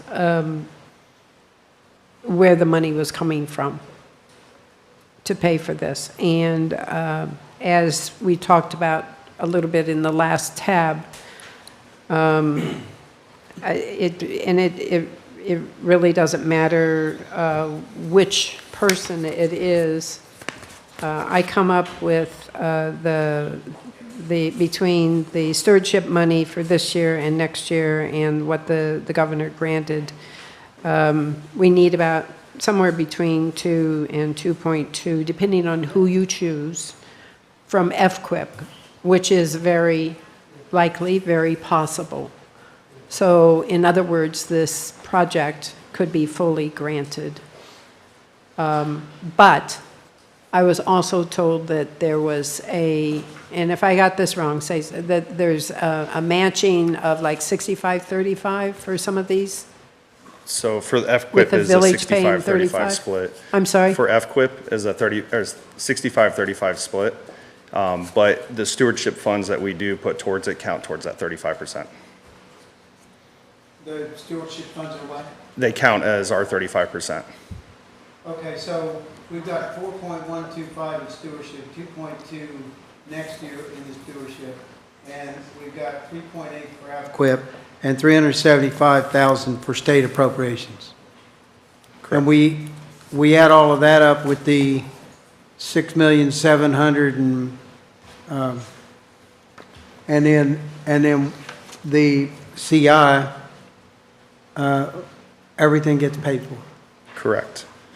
If we utilize all of these funds, if you add it all up, it exceeds the required cost. And the remaining funds would go towards canal restoration projects, things like that. If that's approved. And this is showing this upcoming fiscal year's money. Additional money would be available the following year, but it hasn't been presented yet. We won't know that until this time next year. So there's the potential with these grants that it won't come out of the taxpayers' money at all. Correct. Correct. Right? Correct. I mean, that's what I'm totaling it up to. Correct. Okay. That is the intent of this project, yes. Right. And of course, that's part of our Consent order. responsibility in our agreement with DEP as well, right? Correct. Yeah, okay. I'm sorry. Is there any restriction on the FQuIC money that so much, a percentage of it has to be spent on canals? No, it's at our choice. It is our choice? Yeah. Okay. Those are just available projects that qualify for it. So Peter may not be able to be doing a Peter's not going to be happy a with it. canal project, but we're going to fix this. I we're gonna believe there'll fix be this money sewer. for it, but yes. Yeah, right, okay. All right. So that still, that just explains where the money can come from. That doesn't choose who we should pick. That's right. That's So we're right. back to, so we've got money to choose whoever we want, but I hate to waste, it's not waste, hate to spend $600,000 more rounding them off if we think Comtech is qualified over the second choice, which was, I believe, Reynolds. Reynolds, yes. They were qualified for price. They weren't they didn't meet, they weren't number one for project approach, staff and similar project and references. Do you have those? Who was number one for? All their score sheets? Well, if you look, Yeah, I I know. have, they're all individual. We have all their individual sheets. Yeah, you'd have to Did total you- them up. Yeah. Did you figure out who was number one in those other categories? Who would I have, so can't rank remember. number 2 would have been Reynolds.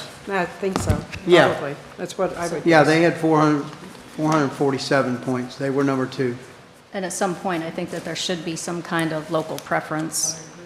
And they're number We 2 when it comes to. I will say, don't mention that. These are state and federal funds. We cannot give any Okay, local well. preference.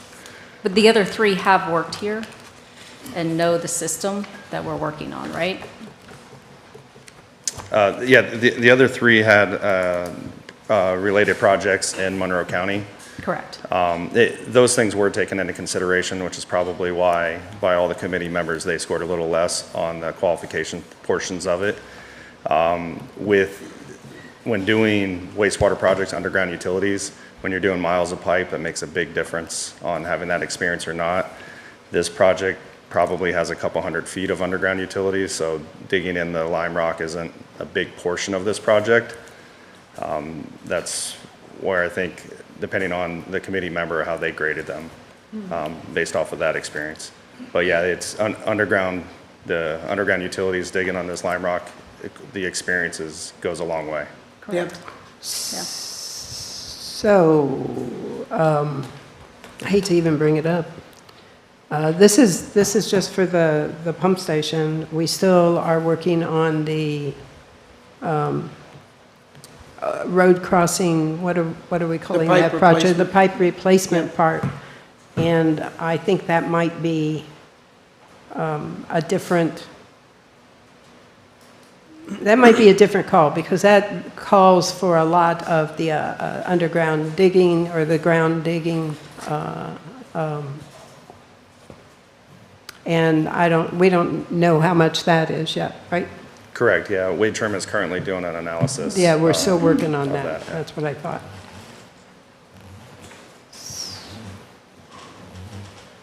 Yeah. Just thoughts. Steve, you got anything?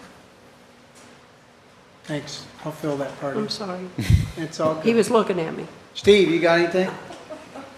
My question is more related to just the wording on the resolution in terms of what we're going to be voting on here. It seems like it's not just the selection; it's also the approval of the funding. I think John maybe can clarify. I think we might be able to amend it so we could just give authorization to the manager to negotiate a contract or something to that effect. Because I don't want to approve anything we don't have to at this point, other than just the selection, right? John? Right now, as drafted, the resolution authorizes it approves the selection and authorizes the manager to negotiate with the selected person and enter into a contract with that vendor. It also authorizes the manager, if there is not, if they can't reach an agreement with the first choice, then it would authorize the manager to then turn to the second choice, the second ranked, I should say, vendor and to do the same. So if you would like the contract to come back to you all before it's signed, then yes, you need to amend it to remove that authority from this resolution. Very good. I would, as that statement was made, I would make that we are under the consent order and that our timeline is very strict on this as far as getting this project moving. So if you guys do want it to come back, it would be in August, so that would delay the project about a month. Then why didn't you give this to us last month? We had to have it out for so many days, the project itself, the RFP, so this was the quickest we could get it to you. Okay. We just don't want to eat into that timeline. What's the council's pleasure?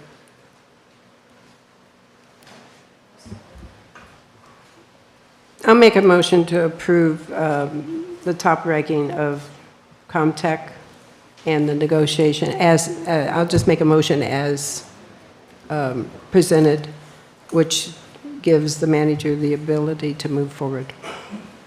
Okay. Right? Yeah. Right? Yeah, that works. Yes, that would be correct. Do I have a second? I have a second.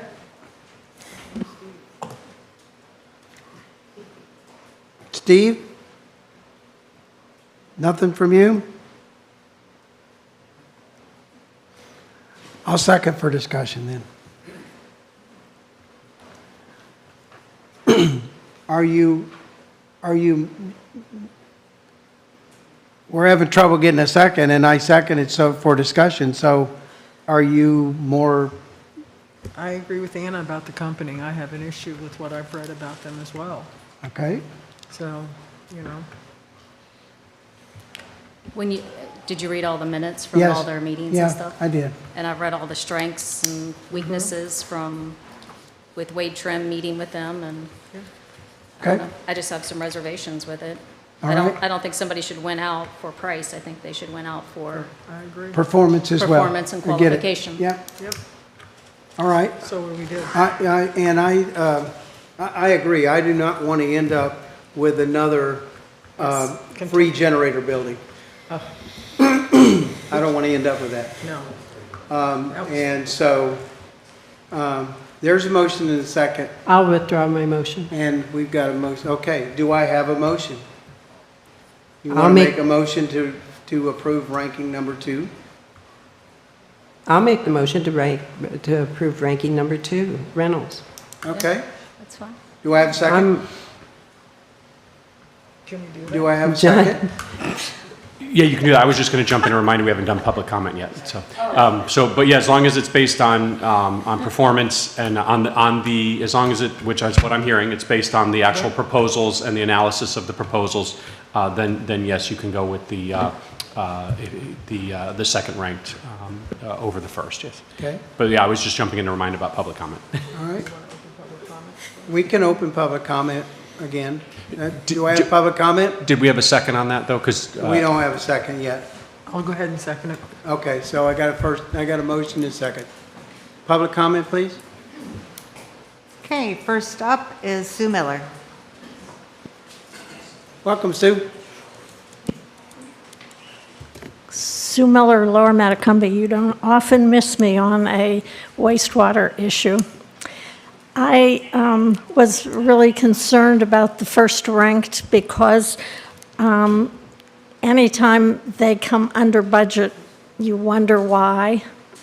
And we have spent how many years pushing this down the road, and it really makes me nervous that you can sit here and we talked in previous meetings about our selection process, And this is the one that I was the most worried about, is selecting someone who is a really technical issue that we have been dealing with for 5, 6, 7 years. And now you're sitting here in half an hour making a decision that was recommended to you by a selection committee of staff members that aren't really qualified to do this. Fortunately, in my past discussions about this, I talked about that, you know, how can we have a selection committee that doesn't know anything about the subject? And so gratefully, they had some advisors there, people that were experts, so that gave me a little bit of reassurance that, that perhaps the ranking was better.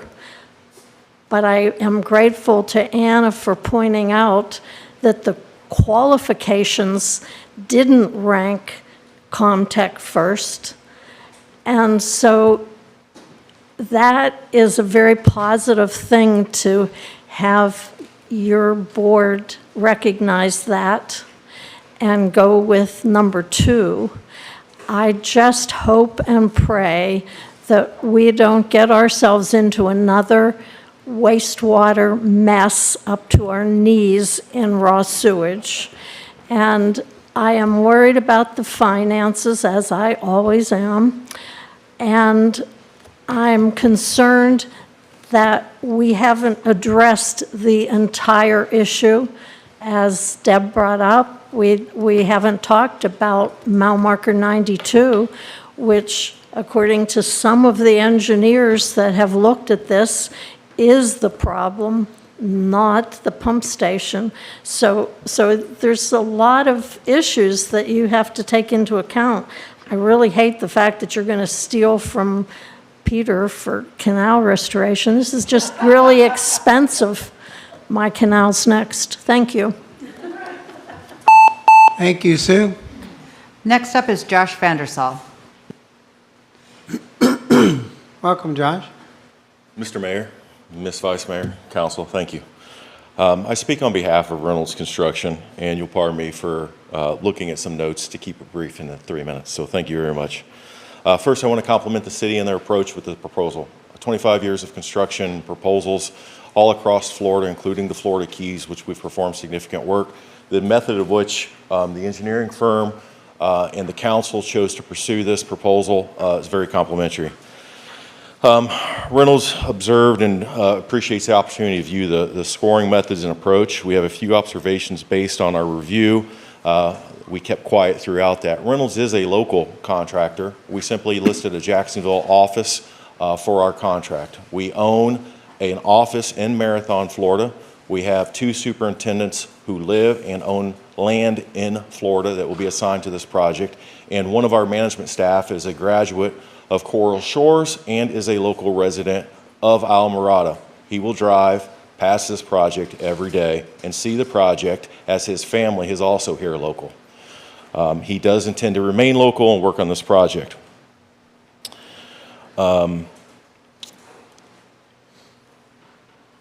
I speak only of the alternate bidder, not by name.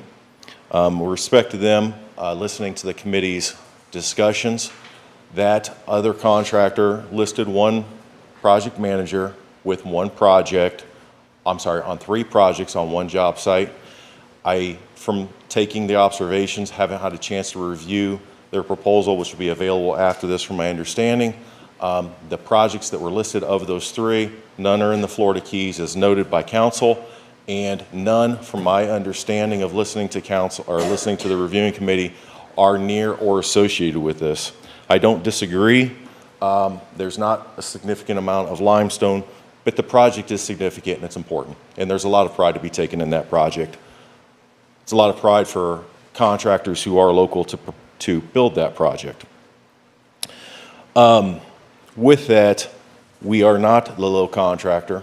We are a highly rated, prepared contractor, of which I understand the municipality works a lot with the Florida Keys I understand there was a call, not to the Florida Keys Aqueduct Authority. They are one of our references.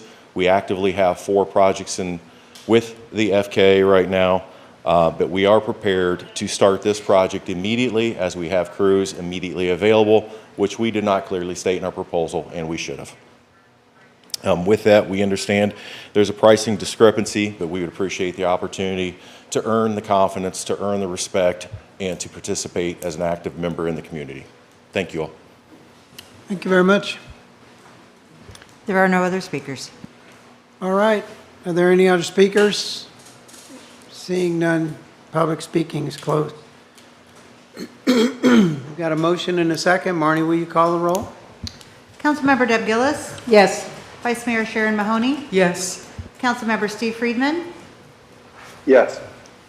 Councilmember Anna Richards? Yes. And Mayor Don Horton? Yes. That motion passes 5-0. All right. Let's move on to something fun. Tab 8, a resolution of the Village Council of Islamorada Village of Islands, Florida, approving a baseball field license agreement with the School Board of Monroe County, Florida, authorizing the village manager to execute the amended interlocal agreement and baseball field license agreement, providing for implementation, corrections, and an effective date. Ron, you got anything for us? No, we'll just pass notes. Let me give a little history just for the audience. Back in 2001, I believe it was, we've had since then a 25-year relationship with the school board where we provided the ball field, and Coral Shores High School had the baseball team there.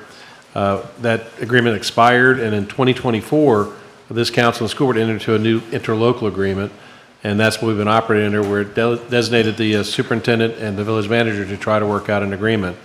We had, over a year ago, I guess now, I appointed a baseball task force. I think at least one of them's in the audience. And we had a lot of hearings. Then we went to Parks and Rec Committee, had a bunch of public meetings, came before council, got a consensus, and a surprising vote of passed a license agreement by a 5-0 vote. That agreement went to the school board. They had a retreat, and they basically made a lot of amendments which were not acceptable to the village. We were then told their attorney was supposed to be negotiating with us. We did that. At the last school board meeting, that agreement did come before the school board, and Vice Mayor Mahoney was there, Councilmember Richards, and then Mayor Horton was on the phone with me, and I attended. And at that meeting, the school board amended that agreement. So that's the agreement we basically have now. It's just like a legislative bill. Unless the House and Senate have the exact same language, there's no bill. Unless the school board and village council have the exact same license agreement, there's no license agreement. So that's where you are tonight. We have the agreement before you that was passed by the school board, and you have the alternatives of taking it up and passing it, in which case we have an agreement. If you make any changes, we go back to the school board. I will point out we have Pat LaFear, who came up. He's here tonight. We also have Dr. Sue Altansky, who is a member of the school board, and they asked if their input might be helpful, and I suggested it would be, because there are some questions that have been coming up since the school board meeting as far as some details, and I thought it would be important to hear their side of their reasoning of some of the things they wanted in that agreement. At my suggestion, we narrowed down the scope. Before it started out with 2 buildings, but they reduced it by 1, and then this now only has the field, the fence, and the dugouts, intentionally to reduce the amount of controversy. But even with that, there's still some disagreements, and so that's where we are tonight. Keystar has already been in touch with us. That's the selected contractor from the school board. And we have already started looking at their plans, et cetera, just to kind of get a head start in case we did have an agreement, because we don't want to wait to not do anything. So we think that Keystar is a qualified contractor. We don't have any problems with them, because that did come up at the school board meeting about whether we would reject their contractor. We're fine with them. We've had discussions since then about the type of turf, because that question was decided. This board, this council, and their board both decided artificial turf. That was an initial question. That's in both agreements. And they, I believe, have selected AstroTurf. And to remind you, that is the company that came before us, again, about a year ago and gave us some input on artificial turf. And we've had discussions, and the agreement with the school board is that it's going to be the best artificial turf possible. They have not spared any expenses. The best environmental field, the best, everything we would ask for, they put in there. So we, at this point, from our standpoint, we don't have any problem with the field. I think the questions that are coming up about termination dates, about warranties, about what you can and can't do on the field.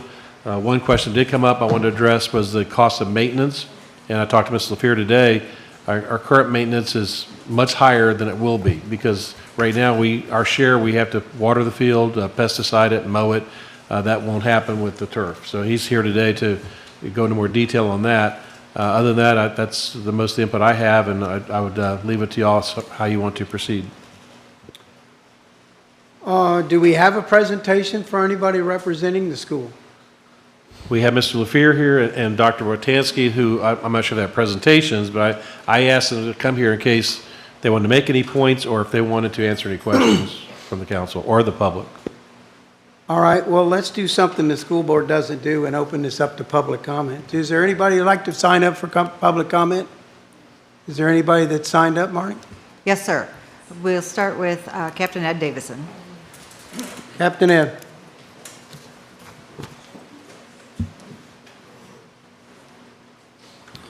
A few facts, a little truth, lots more karmic consequences. For the record, I'm Captain Ed Davidson, Chairman of the IRS 501c3 Florida Keys Citizens Coalition and former four-year Keys-wide elected member of this school board. School System Facilities Director Pat LaFear personally promised many times on camera, in public, and in significant detail that Village of Islamorada officials and the taxpayer owners of the Founders Family Nature Park would have a strong participating voice and final say in the AstroTurf ball field planning process and ultimate design parameters. Yet he has publicly admitted to meeting out of the sunshine with his 14-member-ish Founders Baseball Park field design team for nearly 5 years. Pursuant to my Freedom of Information documents request, only 3 sets of meeting minutes were produced, and no evidence was ever provided that any of these meetings were ever publicly noticed and open to the residents of Islamorada. Only a few months ago, Village Manager Ron Saunders further reported that Director LaFear told him it was time for another ball field design meeting, but Mr. LaFear refused to convene those planners in public in front of the citizenry who are the landlords of Founders Park. And Ron let him get away with it. Sorry. Meanwhile, emails have recently surfaced documenting that Village Manager Ron Saunders has partnered with Village Councilor Don Horton to cut an out of the sunshine deal with the school board that dramatically contradicts and extensively overrules the official ball field license wording adopted twice, 5-0 and 4-0, and you said you were going to stick by it. After energetic council debate and extensive public input. Yet, in his 27 April 26 speech to the Islamorada Parks and Records Committee on the record, Village Manager Saunders revealed that as part of his attempting to excuse the school board's repeated refusal to sign the village ball field proposal, he had been privately carrying issue conversations between school board members, conversations and possible vote polling, which the Florida Sunshine Law would seem to specifically prohibit. As an illustration of the actual issue's impasse, the school board's initial response to the twice-approved village ball field license wording contained major red-line strike-throughs, deletions, and alterations on 16 of the 19 pages. That's not agreement, that's impasse. Yet at the recent 12 May Islamorada Council meeting, some sunshine contradictions were repeatedly described, with village officials adamantly claiming they could legitimately interact with school officials outside of public venues because they themselves were merely acting as private citizens, when it would seem, in fact, that once elected or appointed to public office, they remain as public officials bound by the Sunshine Law 24/7, 365, whether it's convenient or not, and until they either resign or are defeated. Then at 2:49 on 12 May, Councilmember Don Horton specifically claimed he was entitled to lobby school board members and the superintendent as a, quote, private individual.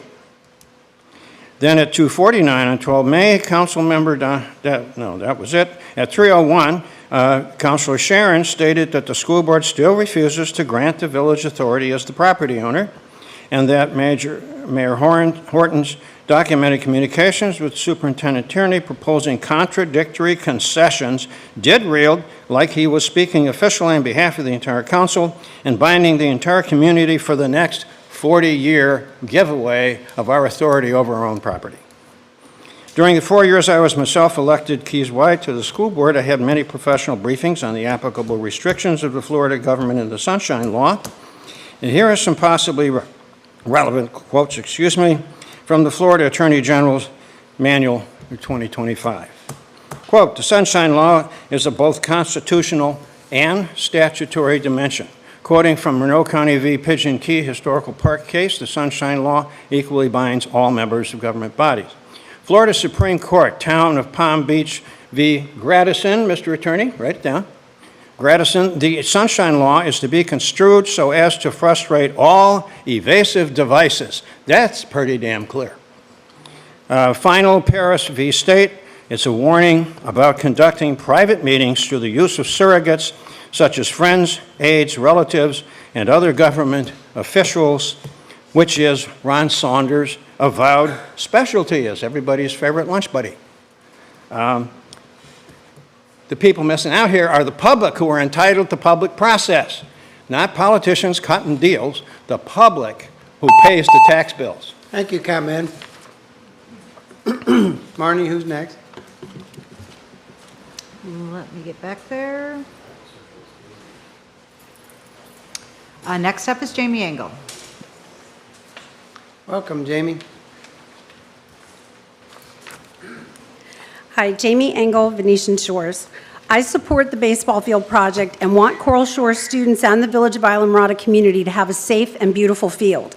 As I said in my email that I sent to each of you last week, my comments are not about stopping the project, but about ensuring the village understands what has changed, what it may be agreeing to, and the long-term responsibilities and commitments you are placing on the village before entering a 20-plus year agreement.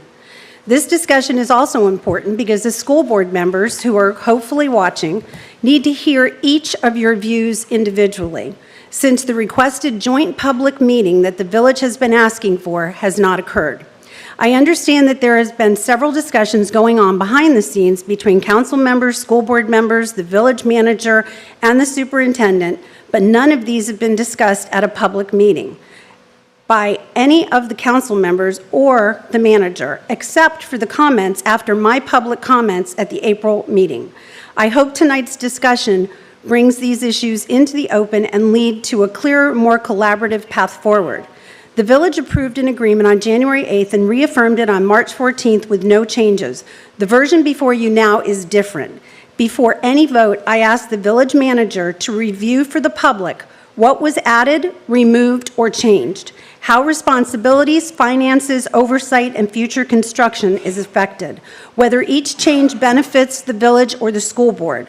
I also asked each council member to share your understanding of these changes, including which you support, which concern you, and whether any revisions should be made. Before voting, please explain the village's potential financial obligations, including maintenance, utilities, inspections, repairs and replacement, security, insurance, and storm-related costs, any expenses passed back to the village. Specifically, has the village projected annual cost, estimated seasonal maintenance cost, reviewed turf maintenance requirements and cost, examined insurance policies and warranties for coverage gaps, calculated potential storm-related costs not covered by insurance, identified funding sources or reserve plans? I'm particularly concerned about the language requiring the village to cover 50% of uninsured costs. Has the village reviewed full insurance policies and warranties to understand what is covered or excluded, including storm damage and field components? If not, how can the village council hold the village responsibly agree to share those costs? The village should clearly understand its maximum exposure before agreeing. Before you vote, can each of you say that you fully understand the long-term costs, insurance risks, warranty exclusions, and possible future expenses the village may be accepting under this agreement? Again, I support the field and want it to move forward, but the community deserves a clear explanation of what has changed and why it serves the village's best interest. I respectfully ask that these questions be answered publicly before you vote. Thank you, Jimmy. Okay, next up is David Engel. Welcome, David.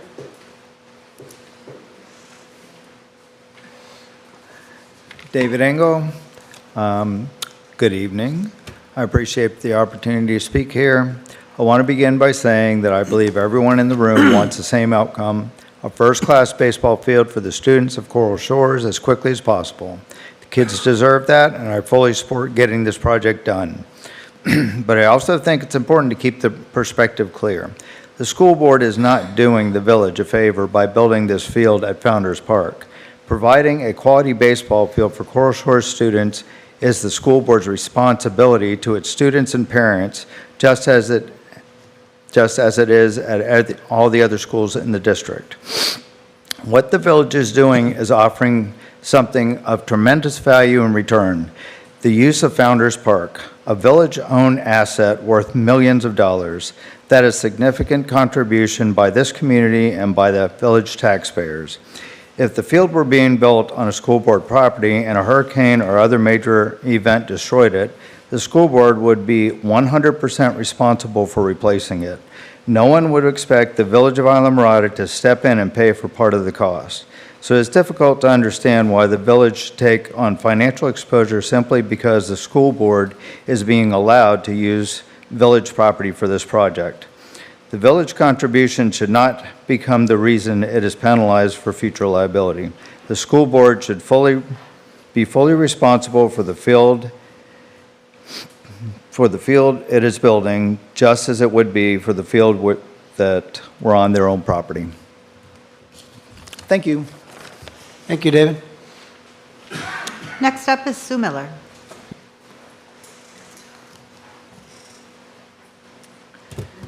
Sue Miller, Lower Matacumbe, Coral Shores High School's biggest baseball fan. I just hope that this is over. I hope that you can figure out how to utilize the offer of the school board to improve our field without having a dramatic impact on our community in so many other ways. There are lots of things I like about what they're doing. There are lots of things I don't like about what they're doing. I want to remind you that on June 20th, 2025, the interlocal agreement was signed that said both the school board and the village shall meet and confer and mutually agree upon all items to be acquired and placed in or upon the Founders Park baseball field site. I don't think that's happening now. I don't think you're conferring. I don't think you're mutually agreeing. You are just fighting. The baseball field is to be a multi-use field. They keep telling us it's a multi-use field. What else is it going to be used for?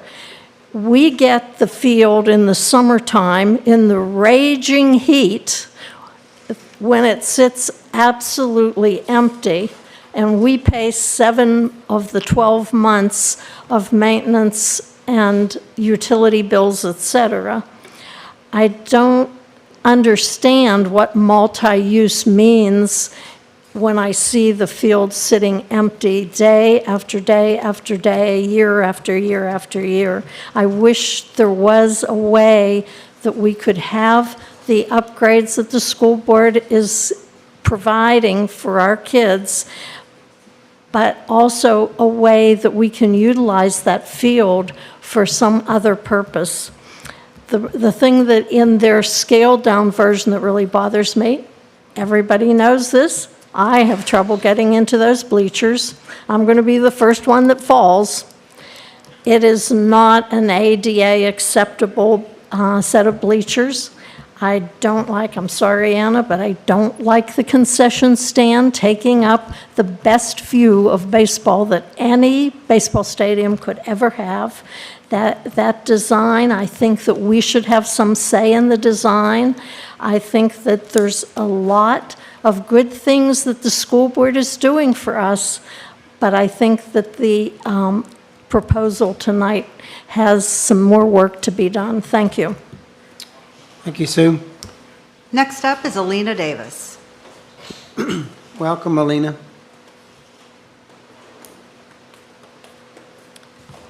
Alina Davis, Plantation Key.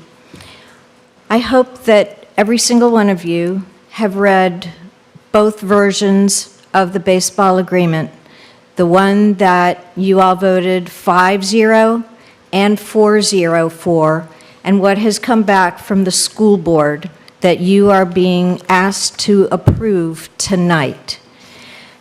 Every single item that gives us, the village, the right to oversee, change, agree to, disagree with, has been stricken from this agreement. And we cannot have that. This is our park. It is not on school board property. The school board is asking us to let them use it. We are agreeing to let them use it, but we still have to make the rules because we own it. There may be common ground somewhere else, but what I'm seeing on the strikeouts on page 4, page 5, and page 7 of the school board proposal just cannot fly. This takes out every single precaution, every single oversight that the village has. They take it all away. And that is not right. We have to have that ability to have that oversight, to have that conversation, to agree, not just to the contractor, but to the materials, to the installation, all of those things that come into being with this agreement.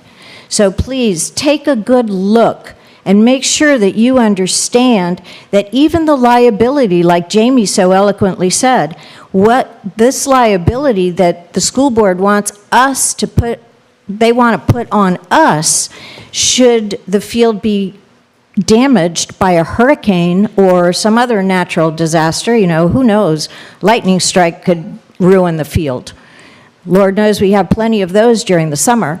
So take a look. If you don't have the answers to all of the questions that Jamie and David and Sue have proposed, you cannot, in good conscience, sign this tonight.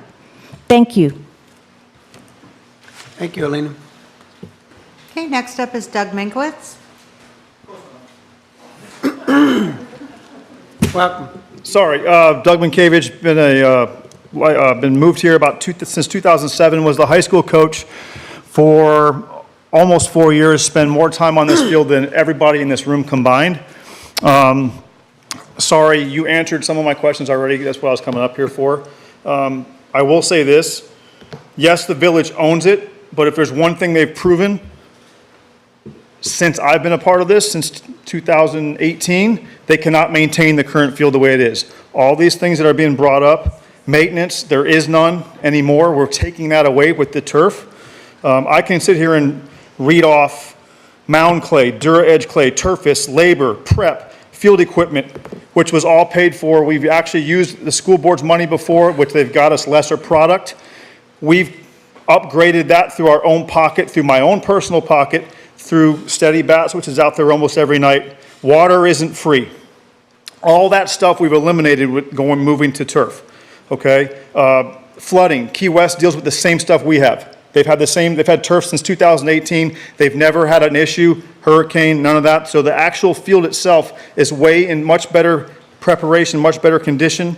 I am a village taxpayer. Did any of the village taxpayers know about the infield grass that was replaced 3 years ago for a $90,000 cost? I didn't think so. My point to all this, I have some sides I'm on the village, there's some sides I'm on the school board. At the same time, why can't we just sit in the same room and get together and hash this thing out? Amen. And that's my biggest, I've listened to both sides, I've been involved in this for 7 years, I'm exhausted, I can't imagine what everybody else is. Yes, the turf will need a groomer. I can promise you the groomer will be 1,000% cheaper than the water we waste, the field we have, the pesticides, everything else we get. Our biggest issue is going to be usage. I'm trying to speed up as fast as I can. Usage. Here's a good example. 3 weeks of practice, pre-seasons, 15 to 20 days a year. 3 practices a week, which is roughly 36. 15 home games, which is a ton. We've never had 15 here at one time. That's 71 days roughly. That leaves 290 to 300 days a year that it's not under Coral Shores' umbrella. So here's a good thing. And all the things you're talking about, how the field is beautiful now, there's no kids out there, it's because it's in such a bad condition. I promise you, when the facilities become better, we will have an influx of kids that you cannot withstand. Key West, new building, new functions, new cage, technology. They've gone from basically 50 kids to 130 since the completion of their building. So these kids will come out. My point to this is going to be usage, is where we're going to split it off. I've had things about cameras and locking the field up. I would love to have the field locked up. I'm probably one of the only few, but I'm one of the only few that's had their personal property stolen from this field with no cameras. So if we can get all in the same room and get this thing finished for the kids, I think we'd all be happier and be able to smile and enjoy a beautiful facility. Thank you. Next is Tony Hammond. Welcome, Tony. Thank you very much, Tony Hammond, 246 Jasmine Street. Thank you, Council. Really nothing new. You've heard everything I've had to say about this for months now.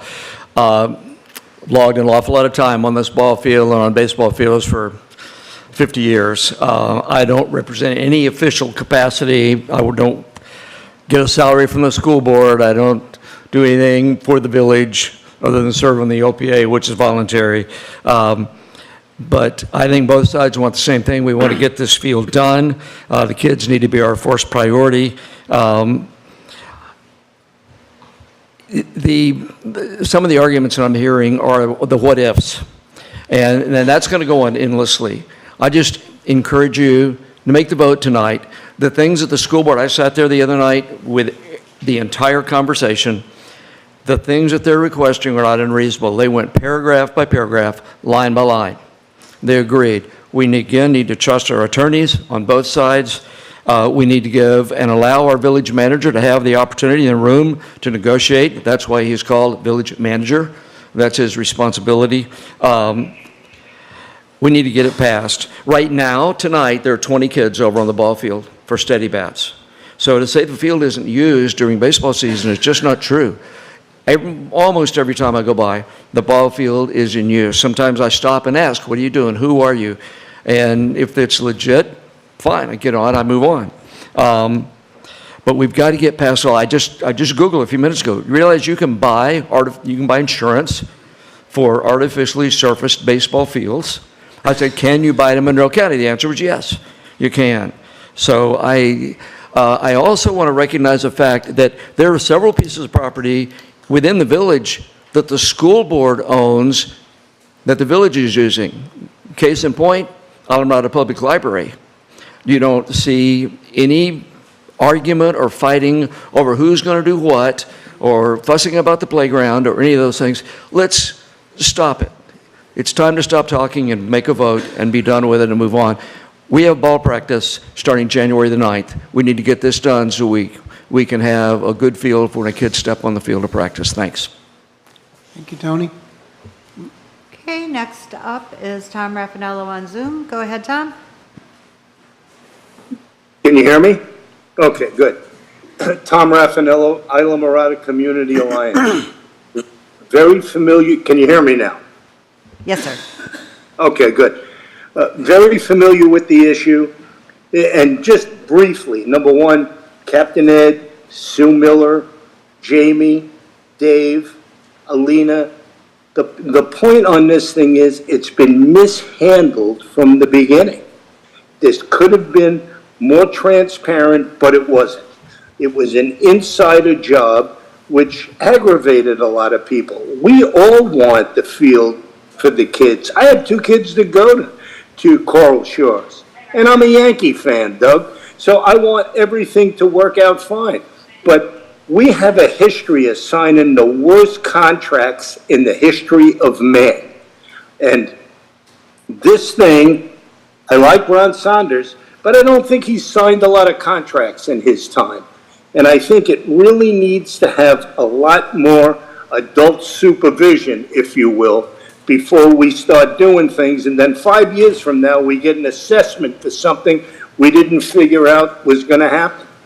Tony Hammond, I agree with you. I want to play ball, but not under duress. I don't want people to pay for it 10 years down the road because we made yet another bad decision. So please, I ask you to look at this, not what's in front of you, but think about, some of you have grandchildren. Think about 10 years, think about 15 years.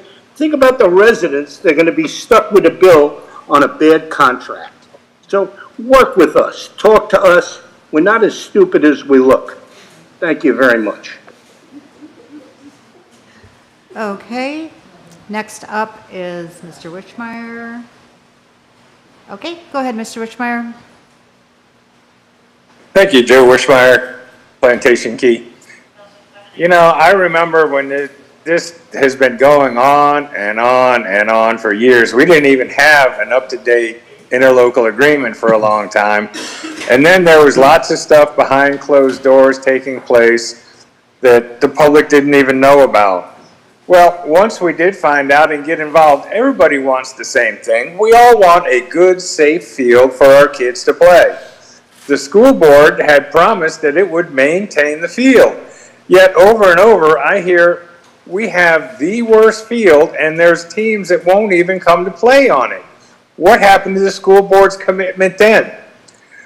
So we need to make sure that we go over everything. What happened to the agreement that the council has voted unanimously on that said if they accept it, that's fine? And then it comes back where they changed 16 out of 19 pages. But yet nobody has met with the school board. I think this has just gotten way out of control, and we are the landlord and they are the tenant, and we need to make sure that we remember that. Like I say, we all want what's best for our kids, but we also need to look at the long-term ramifications. So I highly suggest that you go back and look over this again. Thank you. Thank you, Jim. I have no one else signed up to speak. All right, public comment is still open. Is there anyone else that would like to speak? No one on Zoom? No, sir. Okay, public comment is closed. Council? Chair? You go. You go. Nope.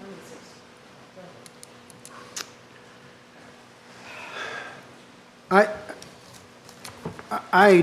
agree with everyone, of course, except for somebody that claims I broke the law, which I'm not going to do, and I would never do. And I wish that somebody would learn how to read the law instead of just recite things that are crazy. But nonetheless,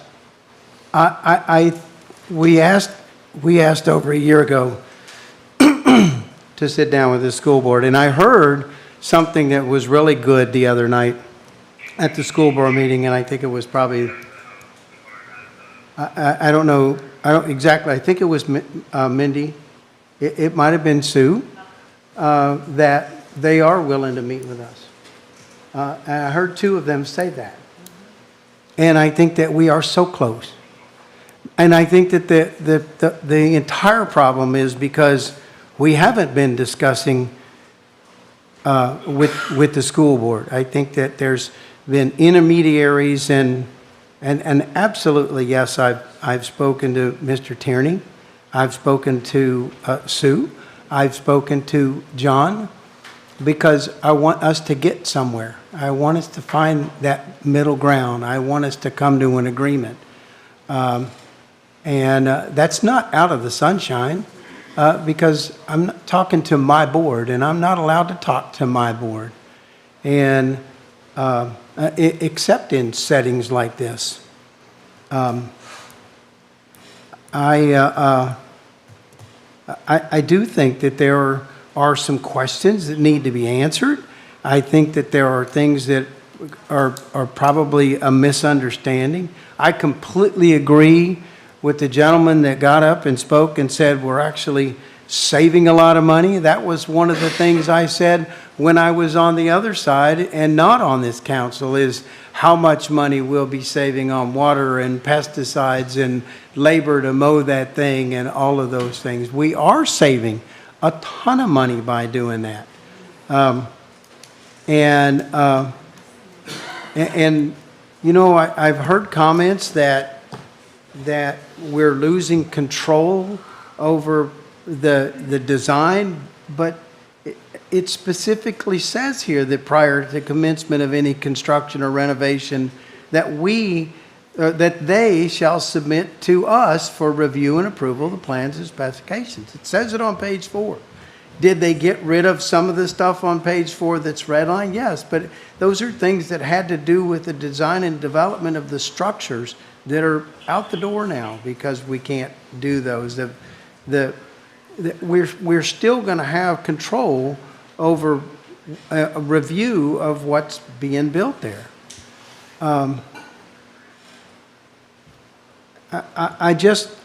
think that there are some questions that probably should be answered between the two boards. And I think that not having the discussion between them has caused, you know, this friction or whatever it is that we're going to call it, these questions that are out there. I think that the public would be the better off being able to hear from both boards, being able to have just a conversation. I've begged for that for months and months and months, and it hasn't happened yet. I agree with other speakers that say that there are open-ended items. There's open-ended items on dollar caps and escalation limits. There's no clear allocation of some responsibilities that are on there. And we need to make sure that there's protections against unilateral decisions by the school board. It's public record. I sent an email to Ron back on, I don't know when it was exactly, that went through line by line the agreement the last agreement that came out of the school board. And I just think it's just a matter of having a conversation and we can work through this. That's all.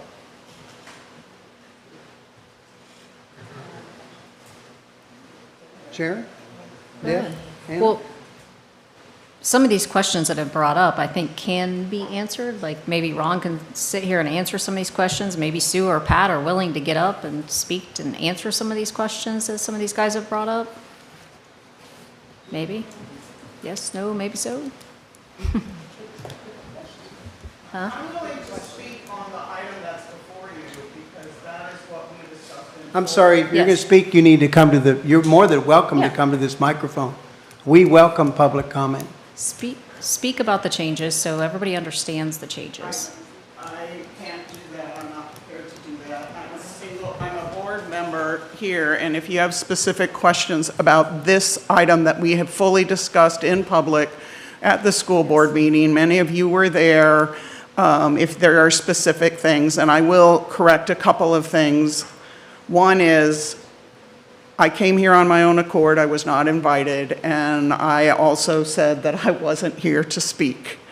I was here to watch how it went, and if I have to speak to clear things up for you, I'm happy to do that, but I can only do it on the item that's in front of you.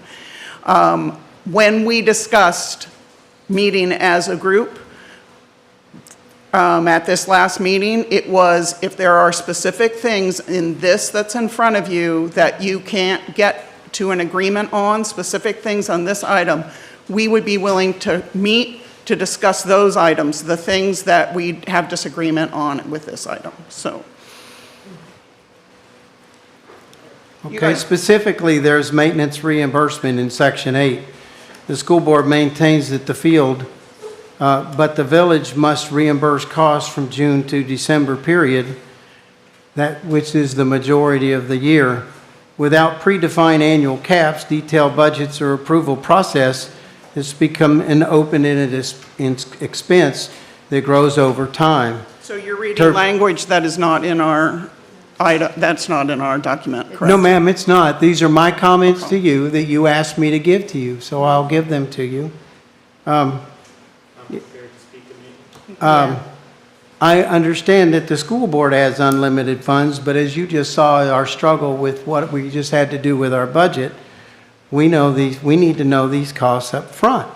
So my question is, what are those costs? So that we can work on that with a budget. Pat LaFear can speak to the maintenance. Am I allowed to come forward and speak on the Please maintenance costs? do, yes. I'm Thank you. prepared to comment on the maintenance costs. The current estimate of what the village's share of maintaining the natural grass field is $48,000 a year. That's the village's share of what we're currently maintaining. If we move to an artificial surface, it's estimated that that annual cost would become $6,000 a year. Very good. Uninsured casualty costs, which was in section 11. There's a 50-50 split on the damage from storms, fire, etc., not covered by insurance in the Keys usually. So there's no caps or clear limits on the village's share. What are the deductibles on the school side, and what will be our responsibility? So there is no current policy in place for Founders Park Baseball Field. We are developing a builder's risk policy for the construction project itself. But there is no school board policy currently on the property at Founders Park because it's not school board property. But yet, the school board is demanding that we share a cost of an insurance, so what would that cost be? Have you priced that out? The builder's risk that is currently being quoted includes $1 million named windstorm sublimit, and the anticipated deductibles are a $25,000 general deductible, except for $100,000 for water damage, $100,000 for windstorm, and $200,000 for a named windstorm. That's what the builder's risk That's the policy. builder's risk. That's but what's currently being developed. That expires upon the final inspection. Yeah, and the only comparison I can make right now, again, because we don't have a policy in place for Founders Park, is that we do have, for other school board properties, we have property insurance that contains a $2.5 million sublimit for outdoor property. Deductibles for those are $100,000 for all things other than flood or a named storm. And for flood, it's a 5% of the total insured valuable, up to $1 million. And for a named storm, it's 5% of the total insurable value, up to $5 million. So 5% of a proposed $4 million field? Yes. Is what our exposure would be, as shared? Is that 50-50 with the school board? Yes. Okay. We'll skip phase 2. I'll skip phase 2. The early termination, the amortization, section 4H in Exhibit A. If the village ends the agreement early, it may owe amortization payments starting at $4 million. Is that what the cost of the field is, $4 million? I can't speak to that. That was the school board's decision, and I can't speak to the amortization. So what is the cost? I'm prepared to speak only to the maintenance costs, which we have, and the insurance costs. The other changes were made by the school board, and I don't have any further information on I don't think they have a those. final price yet. I think it's an estimated. I'm sorry, what, Anna? I think it's an estimated price. I think they were just estimating on the high side. I don't think that they have a final price because they were just picked the turf the other day. So are we saying the amortization schedule is not something we're adopting tonight, or it is? Because this document says that we're adopting the amortization schedule. I don't understand that. Okay, all right. No, I wasn't, but if you want to go, go. What was the answer I'll go about wait a minute, what was the answer about the administration? Are we voting on it tonight or not? It's part of the package. I don't have an answer to that. I didn't hear don't have what an she answer. said, so I'm trying to That's why I figure asked out. that question is, what is the cost of the field? Because then we can maybe work on the amortization schedule with a real number. I understand. Yeah. I thought she responded Go ahead. Didn't hear what she said. Mr. Mayor, I would say that amortization schedule is in the proposed, the one before you, and that was adopted by the school board. So that would be part of what is being considered, yes. The 4 million, that But that it number. wasn't my understanding that that field was going to cost $4 million. Correct. I mean, we had tied it to the actual costs, and we had also tied it to the useful life of the improvements. The school board came back with $4 million and spread over 20 years. Right. Yeah. Okay. So that's Yeah. something that we could sit down and talk to them about and figure this out. They just swagged a number. I'd like to know the real number, because we have taxpayers in this town that are responsible for that. We don't pay for it out of a half-cent sales tax. We pay for it out of ad valorem taxes. And so that number needs to be a real number, and it's something that's explained in my mind. And it's something that we can work with the school board sitting with us, and we can work through those things. Yeah, Sharon, our recommendation would be that it be tied to the actual costs and the actual useful life of whatever the improvements are, yes. So, but the problem is like Ron said, if we amend this, then we're going back and forth. Yes, Ron? My understanding, because I attended the school board meeting, was that what they approved was a guaranteed maximum price. They weren't really a specific budget. And the exhibit, if you look at it, it actually says sample amortization schedule. So I think that they were just using this as an example of whatever the final number would be. That's what they were going to amortize, because they don't have the actual number yet, because they haven't, as Councilmember Richard said, they haven't actually, I think, entered into the agreement with AstroTurf unless that's happened since I talked to them. So I think what they were going to plan on doing was, once they have the real numbers, not just a guaranteed maximum, they would plug that into a real amortization schedule. This once again says right on the exhibit, sample amortization schedule. So could this amortization schedule be considered a maximum? It would be, well, this is what I would say. Although it says sample, that is the amortization schedule if it's approved today. It could be amended at some future date, but if you're approving it, that's the one that you're approving, and that's the one that we are tied to unless it's amended. So yes, it would be a maximum. It would be the maximum. This would be what you'd be agreeing to, unless amended.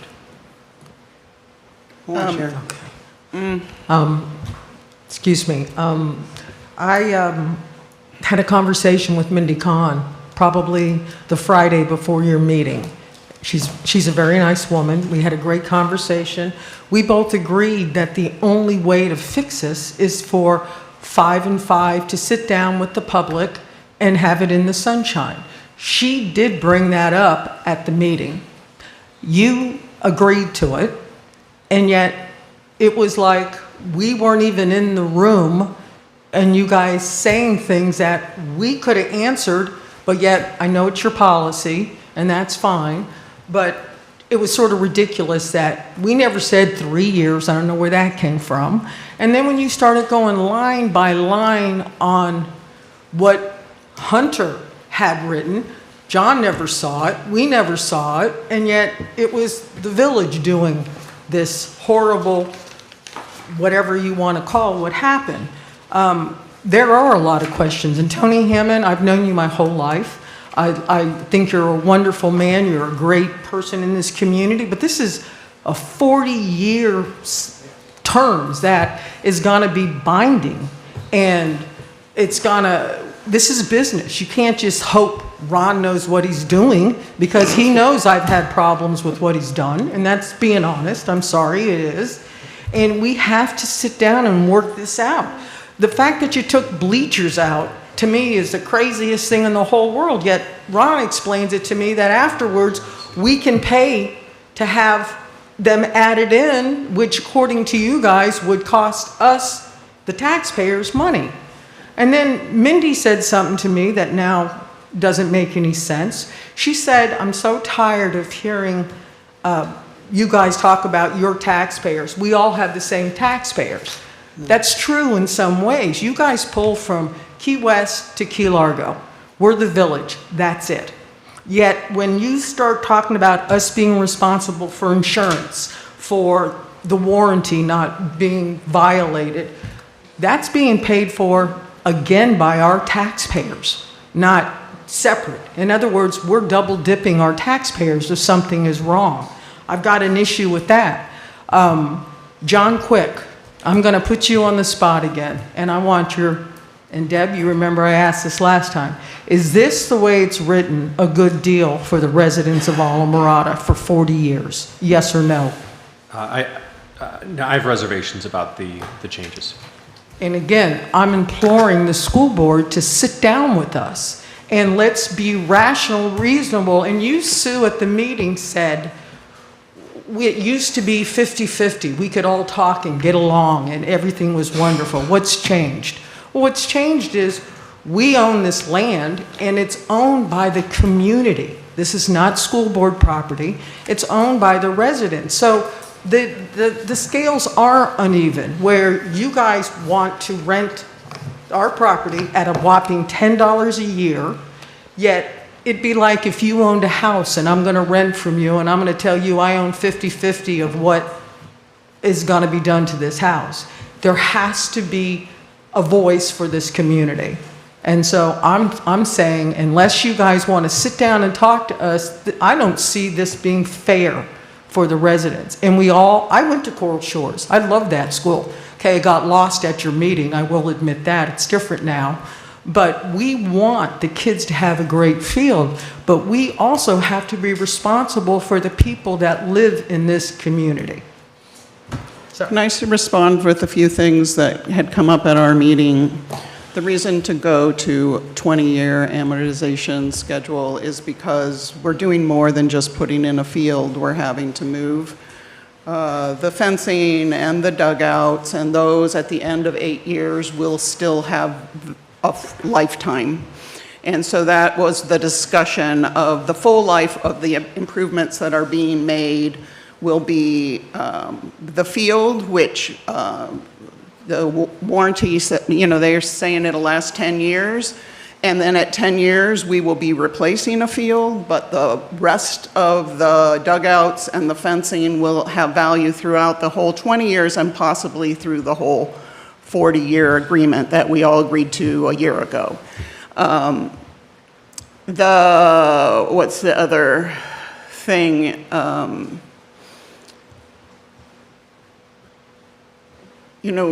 Interlocal agreements are two government agencies that make a decision about what's best for the community. And I hear us both saying that what we think is best for the community is to have a great baseball field there.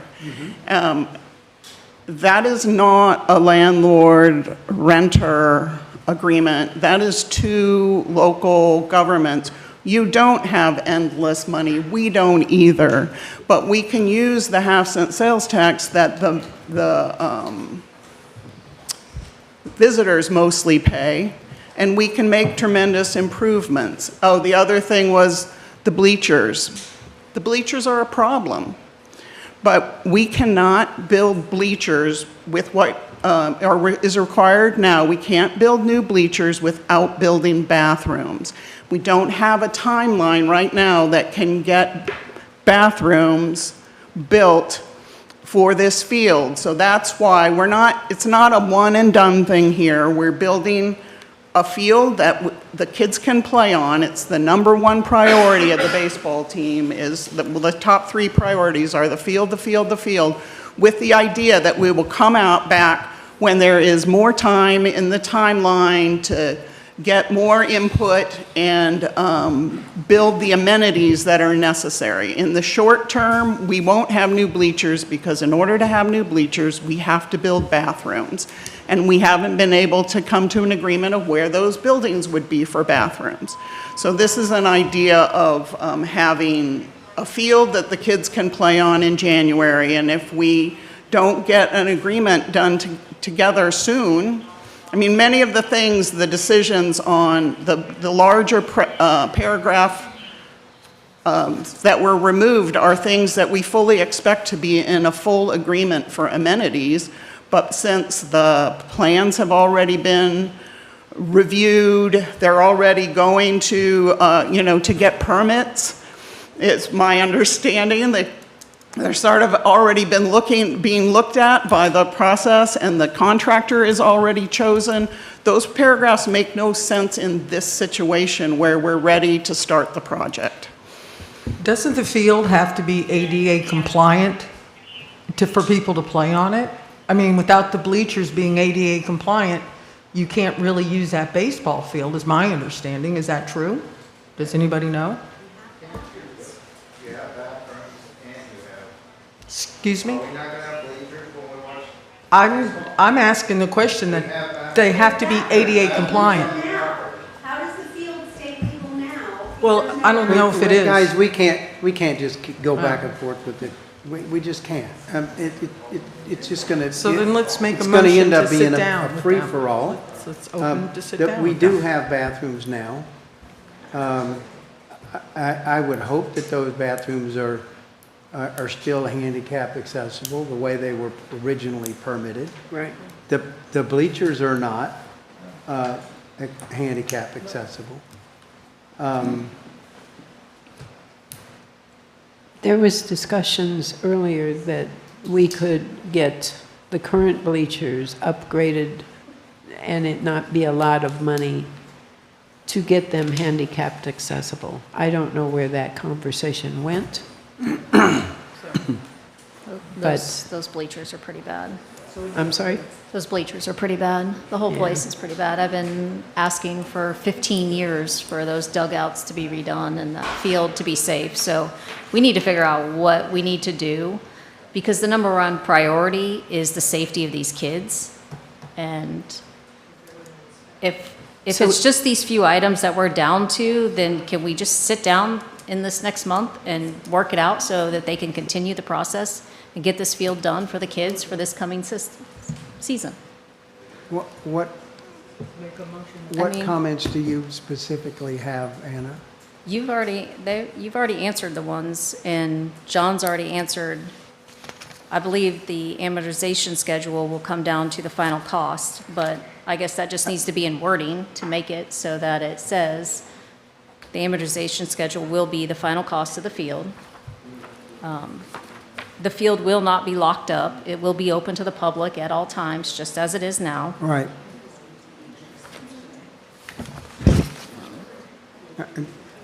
Look, my questions were answered pretty much. I mean, Yeah. if the maintenance reimbursement cost for us is gonna be $6,000, I still don't. You're talking almost $40,000 less than current. 100%. And I don't have a problem with, as long as there's clear caps on our responsibility on the uninsured casualty costs. I'm okay with that. We can't go through the next budget cycle without having a number. That's all. That's all I was looking for. I have no problem with anything else. It's just those questions that, for some reason, just aren't getting answered, that we're responsible for the taxpayers. Can we make a motion to see if they would sit down with us? Sure you can. And what John said about this not being a good deal for the village bothers me. John, specifically, what is not the good deal? Is there a something specific? There's a couple of things I'd sent over to Ron. I could just mention them, what the issues were that I had looked at. You know, some of them might not be issues for you all, but there's definitely one that is, I think, an unintended. It brings an unintended result that I want to highlight for y'all. But I can go through just briefly. Because I mean, that's how this got. That's how this got, is Yeah. line by line with their attorney. And So- so I think that it's the prudent thing to do. So on page 3, section 3B, where it was changed from 36 months to 60 months, I just wasn't sure how that came about, because that was for the non-renewal. That was the school board's representatives, no, not the elected representatives, the ones that we were speaking with, they had agreed to the 36 months. So I'm not sure where the 60 came from. So that was just a question that I had, because obviously you're going from 3 years to 5 years in terms of a non-renewal. Would you like it answered? If I can just finish, Okay. and then I'd like to go through. I think it's just be That's easier if fine. I go through, Okay. because this is when I can talk with you guys, my client, so. We'll come back to you, Sue. Thank you. Page 5, Section 4D, also this was, this has to do with the approval of the contract, or this was also discussed with the representatives and agreed to. I don't know why it was taken out. And again, this doesn't necessarily relate to the current contractor because we all understand who the current contractor is, but we know that the lifespan of the field is about 8 years, and we're looking at least a 20-year agreement. So chances are there's going to be another contractor that's going to come into play for the field, which would be covered by this. My concern is if we're in active litigation with a contractor, if we have experience with a contractor who we believe has done poor work for the village or on village property, those are people we may not want to be doing the work on Founders Park property for the baseball field. So that's, I don't know, again, I'm not sure why that was taken out. That was something that the representatives had agreed to when we spoke with them. Page 6, at the bottom, little I, where it talks about the early termination, that where it says it shall pay the licensee, and this is where I was talking about with regard to the amortization schedule, because it does say shall pay the licensee an amortization schedule based on the useful life of the improvements as set forth in Exhibit A. So if Exhibit A is truly just a sample, I think we need a footnote in there or something that says this is not the final Exhibit A and this is not what's being referenced. I would recommend that it be linked to the useful life of the improvements, because if your useful life of an improvement is, again, we'll just go 8 years. I know that we're potentially looking at more than the turf, but if you have a useful life of 8 years, but you have an amortization schedule of 20 years, that means that the school board undoubtedly has their internal amortization schedule of 8 years, and they've zeroed out the value on that property, but yet at year 12, we're still paying out a portion if this gets terminated. Again, I understand this is an if, but our accounting should match with what their accounting is being done internally, so it's tied to the useful life when we're talking about a potential early termination. Page 7, this is the deleted section. It used to be Section M. This relates to the environmental issues. I'm not sure why this was taken out either. This, I would absolutely stress that this is something we should put in. And again, this is just tied to environmental issues that are caused or potentially caused by the school board. It's not if they go on there and they find something and they now have to clean it up. It's if they go on there, they find something and they continue doing the work and they exacerbate it, then we want them to be responsible for that exacerbation of those environmental issues, as opposed to us being potentially on the hook or fighting over it, over who should be on that. Page 13, this is the one that I think was I'm not sure where this is page 13, number 12, under termination. Right at the very beginning, I'm not sure where this language comes from, where it says, upon expiration of the initial 20-year period. That's why I said I think this might be an unintended consequence, but when you write under termination, where you say, upon expiration of the 20-year period, this termination may be terminated as follows, that means you can't do that until after the 20-year period. And I don't think that's what they were intending, because why else do we have this whole provision about an early termination, an amortization schedule and everything? But that makes it either creates an inconsistency or it makes those irrelevant if that's what's intended. So I don't think that language should be in there, or I'm happy to work with them to craft different language. I just don't know. I don't know what they're trying to accomplish with that. But I think if you read that, what ends up happening is this termination provision doesn't trigger until after 20 years. And so at that point, you're guaranteed a 20-year contract. Well, really, frankly, unless it's a material breach, I should say. If there's a material breach, obviously we have the right to terminate. But if that language is in there, then the only way we can terminate is either through a notice of non-renewal 5 years before, so that's, at the 15-year, we notice a non-renewal and it goes 20 years, or upon the expiration of the 20-year period, we notify them that we want to terminate it, but that, again, is a 5-year termination period. So then that makes it 25 years. I don't think that's what they're intending, but I do think that is what would result from that. There's also a provision in there that talks about if the school board removes any of the improvements that, or that they have the right to remove any of the improvements at their cost. I think that there should be language in there that if they remove the improvements, that you don't need to pay the amortization schedule, because part of the reason you're paying the amortization schedule is you're paying them for the value of the property that is being left behind. If they're taking it with them, why should the village be paying? Like if they take, if they take the bleachers with them or whatever it might be, the fence, we'll say, just the village shouldn't have to pay for whatever the value of that is. I would also recommend exempting out the ability to remove the turf, because it just seems to me like you wouldn't want to just have a barren patch of grass for that. I mean, just listen, if they want to remove the fence or those other things, obviously, I don't see an issue with agreeing to that, but it's your guys' call. But it's something to consider about. Do you want to allow them the right to remove the grass? Because then obviously we would need to figure out what to do with that patch. So those are really it. And then obviously the amortization schedule, like I mentioned before, that it really should be based on the actual costs and then depreciated based on the actual depreciation that they show on their accounting books. So it's consistent. Thank you. Thank you, Don. Sue, did you want to comment to that? You would. I can tell her answer for the 3 years versus the 5 years came from the school board meeting. And the reason it was switched to 5 years is because they didn't believe that they could find a piece of property and build a new baseball field within 3 years. That's why it was switched to 5. Now, Sue, please.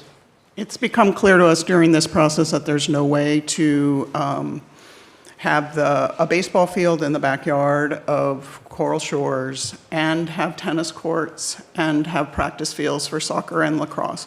So we would have to restructure in order to continue baseball. If we were to lose our field here, we would have to restructure not just the backyard, but we would, not just to find a baseball field, we'd have to restructure basically every outdoor sport.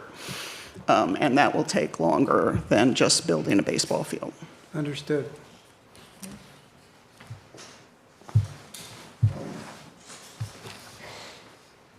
Well,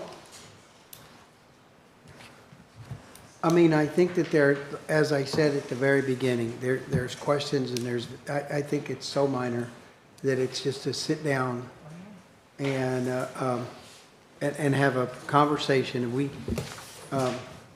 I'd be more than happy to call, as the mayor, a special call meeting. I don't know what the school board needs as far as a timeline. I know that y'all have specific guidelines, I guess. I don't know what we needed as a timeline, but we need specific items of discussion from this document that need to be discussed. We don't want it, the problem, the reason, we have never, this is we have not heard, what the disagreements are on items. The public has said it, but we have not heard from the village council what the specific items are. And if we can find out those specific items and put that on an agenda, then we'd be happy to discuss it as a group. Can you speak for the other members of the school board to do this? Because I just asked you about insurance, about warranty, so those are questions that. We can put that on. And can you speak for the school board that you'll sit down with the 5 of us? If there are specific items. Well, we have to have time to put them together, but yeah. From this document. I think from this conversation, this whole conversation, I think John can write down all the questions and we can sit down and have a meeting, air out these final things and get this finalized, because if they are negotiable things within that agreement, then we did discuss that at our school board meeting, that we could have a face-to-face meeting, but we don't want to. Well, then we'll put together a specific agenda. And then the board will have, the board chair will have to decide whether it's specific enough for us to get together to have I mean, we need to know We'll what make the we'll parts make that it we very agree on and the sticking points that are keeping us from getting this agreement. And can we do that? I mean, is it possible that the school board can meet in a week, 2 weeks? I have no idea. You have no That'll have to be, the superintendent and the chair will have to do that. Do you know, Pat? Have you been-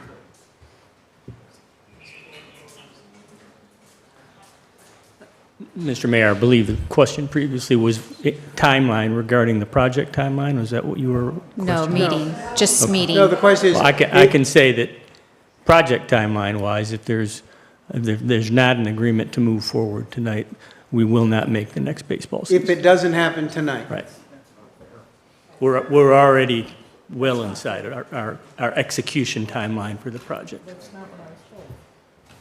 Well, it's already going through the permitting system, and the turf has already been picked, so it's still moving forward. Mindy All Kahn we're told doing me is 3 months. finalizing some wording in a document.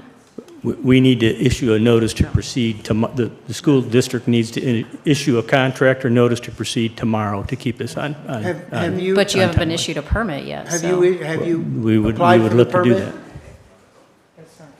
We have submitted the plans to the. Have you made an application for a building permit? I have not, no. Okay. Has the school board made an application for a building permit? Not that I'm aware of. Have you submitted the final set of plans that's been approved? Yes. You have.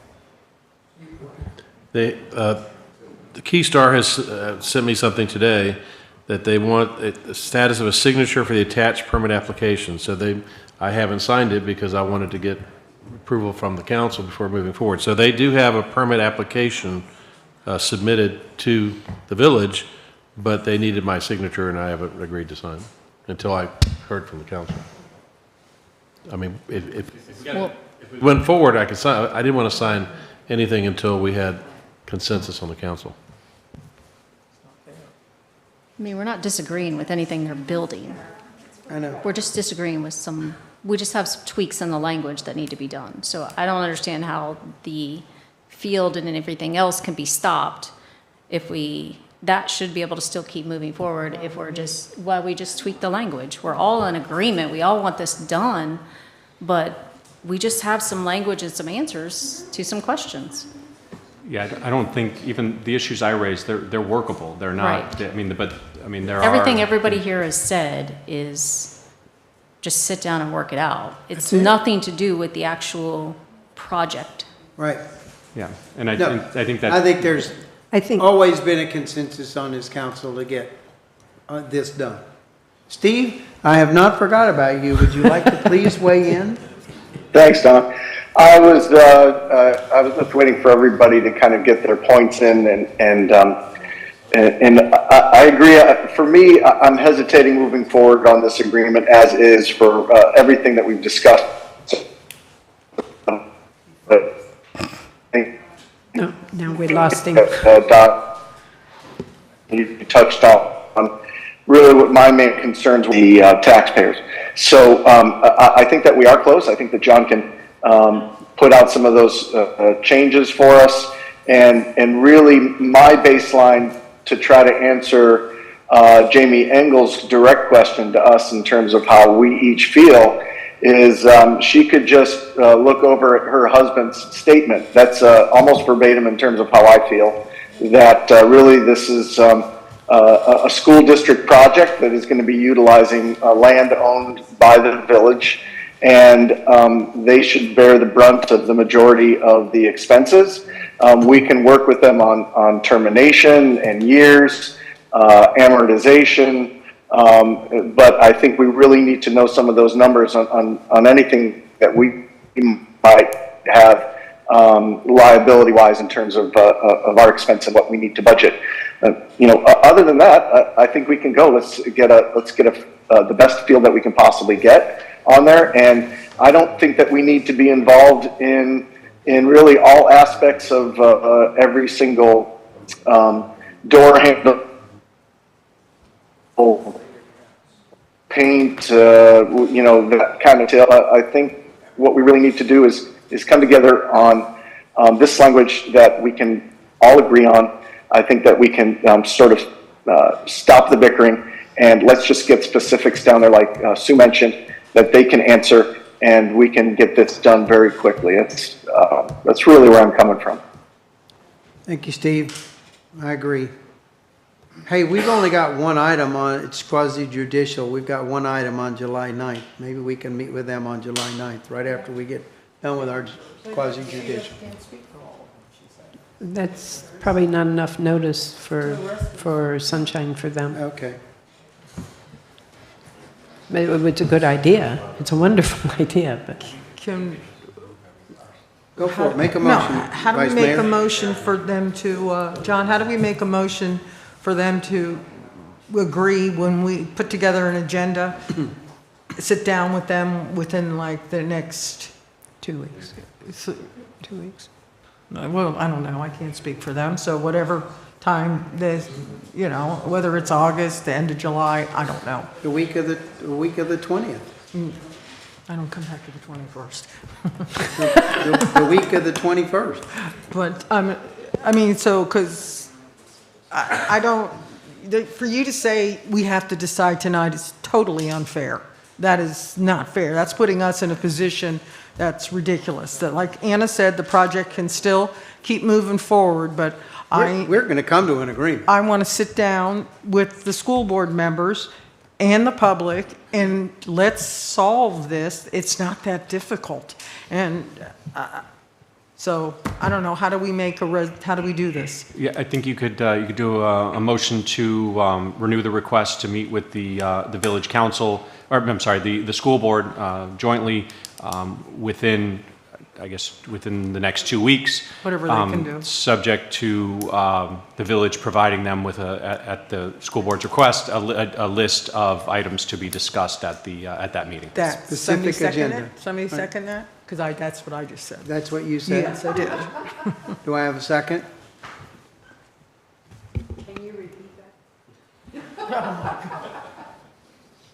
John, does that certainly gives, with the comments that were tonight, that gives you enough time to come up with a very specific agenda on very specific items that we're not going to vary from when we sit down and talk to the school board. Yeah, what I do is I would just pull the video from this and I would get the comments from everybody here, and then if there are any additional questions that you have, I would just ask if you get them to me, and I certainly would think I would be able to get it to them as long as the video is available, you know, frankly, within the next 24 hours. I'll say 48 just in case something crazy comes up, but I would expect that I would be able to transmit that to Ron, who can then transmit it to the superintendent. Okay. That would include the items that you recommended that we work on. Yeah, the items I addressed, and then I'll And then listen to anything. what was discussed, and then if you all can, It's up to them if they want to do it. I think It's, Go ahead, I'm sorry. And looking, and they're here, they can confirm this, it looks like the next school board meeting is July 21st, 2026 at Marathon High School. My suggestion would be if we could somehow meet next week in a joint meeting, a public meeting, because we have the questions. If we meet in a special meeting and then we can adopt whatever you want to do, then it goes back to the school board. Then at their meeting on the 21st, which is 2 weeks from now, then they could adopt what we've already voted on. So there's only a 2-week delay. If we don't do it that way, then we will have a longer delay. So what I'm thinking is if we had a joint meeting next week, You're not here the whole week? No. When do you leave?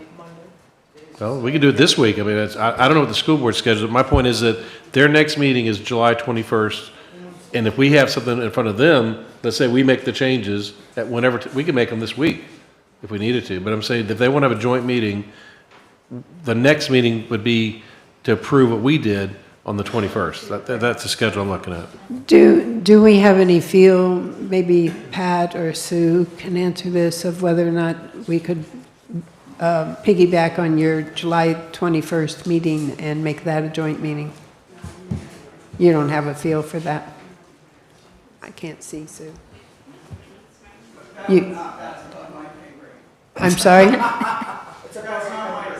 Okay, I didn't think so, but I thought I'd at least ask. I'd also have to double check our code and charter to make sure there's nothing that prohibits us from meeting outside the village. since they're in Marathon. Well, never mind. We require a 7-day notice for any meeting and the agenda and everything, just to let you know. Thank you. That helps. Could you get a consensus of the school board by Thursday's meeting? 2 days for us? That way we'll know Consensus what we're from the looking school at? board? Yeah, No, they when want they're available. specifics. They want I specifics. know that, but That no, won't- no. I'm asking when they can meet. She can't Oh, speak when they for can them. meet. Yeah, she I'm can't sorry, I speak for misunderstood them. you. On their meeting, we'll go down there. I'll go down to Marathon. Would you go down to Marathon? It's a On the bad night, 21st? but I'll figure it out. We'll Sure, figure it I'll out. go down, I'll go to Marathon. If John needs to declare that we can go to Marathon. Yeah, I'm then just we can double do checking to that. make sure there's nothing in our charter or code that prohibits us from meeting outside the village boundaries. So I'll just double check on that. Okay. I'm doing that as as you guys speak it. Steve, would you be available if we're able to meet with them on the 21st in Marathon? I believe so. Yes, I think so. It's a Tuesday. It's a Tuesday, yeah. Anna? We would call our meeting. Yeah. Sharon? Yes, yep. Okay, so all of us are able to meet with them. If it's okay to go down to Marathon, we'll go down to Marathon. We've been asking for this, we should accommodate that. Maybe we can just get it all taken care of on the 21st.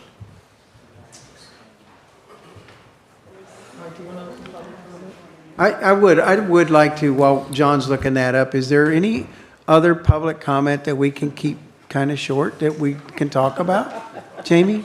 Your favorite Am I person. surprised or Your what? favorite person. I'm going to just go back. I appreciate everything Sue and Pat, they were saying, and I think I agree. Let's keep the field kind of going. This, to me, the questions I asked all of you a week ago, which I'm really surprised nobody came back with the answers, what was specific. I was very, very, very specific in my questions that I asked of you guys. I ran down those questions. What's the warranty on the field? What's the insurance coverage? What's the deductible? Thank goodness Pat was here to give us that part of it, but what's the village responsibility? Because is that school board insurance going to cover all year long, or what happens 7 months? If they have it for 5 months and we've got it for 7 months, is that split? There's details that have nothing to do with everything you guys just basically talked about that I brought up to you over a week ago. And the questions were very specific, and they're really to the village manager and the finance department and you guys as council members. What are the numbers? And I know Sue put it in the ICA newsletter if anybody wants to read the email I sent to all of you. I know Doug got it. He was just here because he's in Venetian Shores. I put it on our website. So it's specific questions that can actually be answered, a lot of them, by the village. Not having, I mean, yes, definitely, sit down, have a conversation. I think we could have had this done over a year ago if we could have got the school board to sit down and meet. I agree with that. But the specific questions I sent to you guys a week ago were questions to the village to find that information. Ron got copied on it.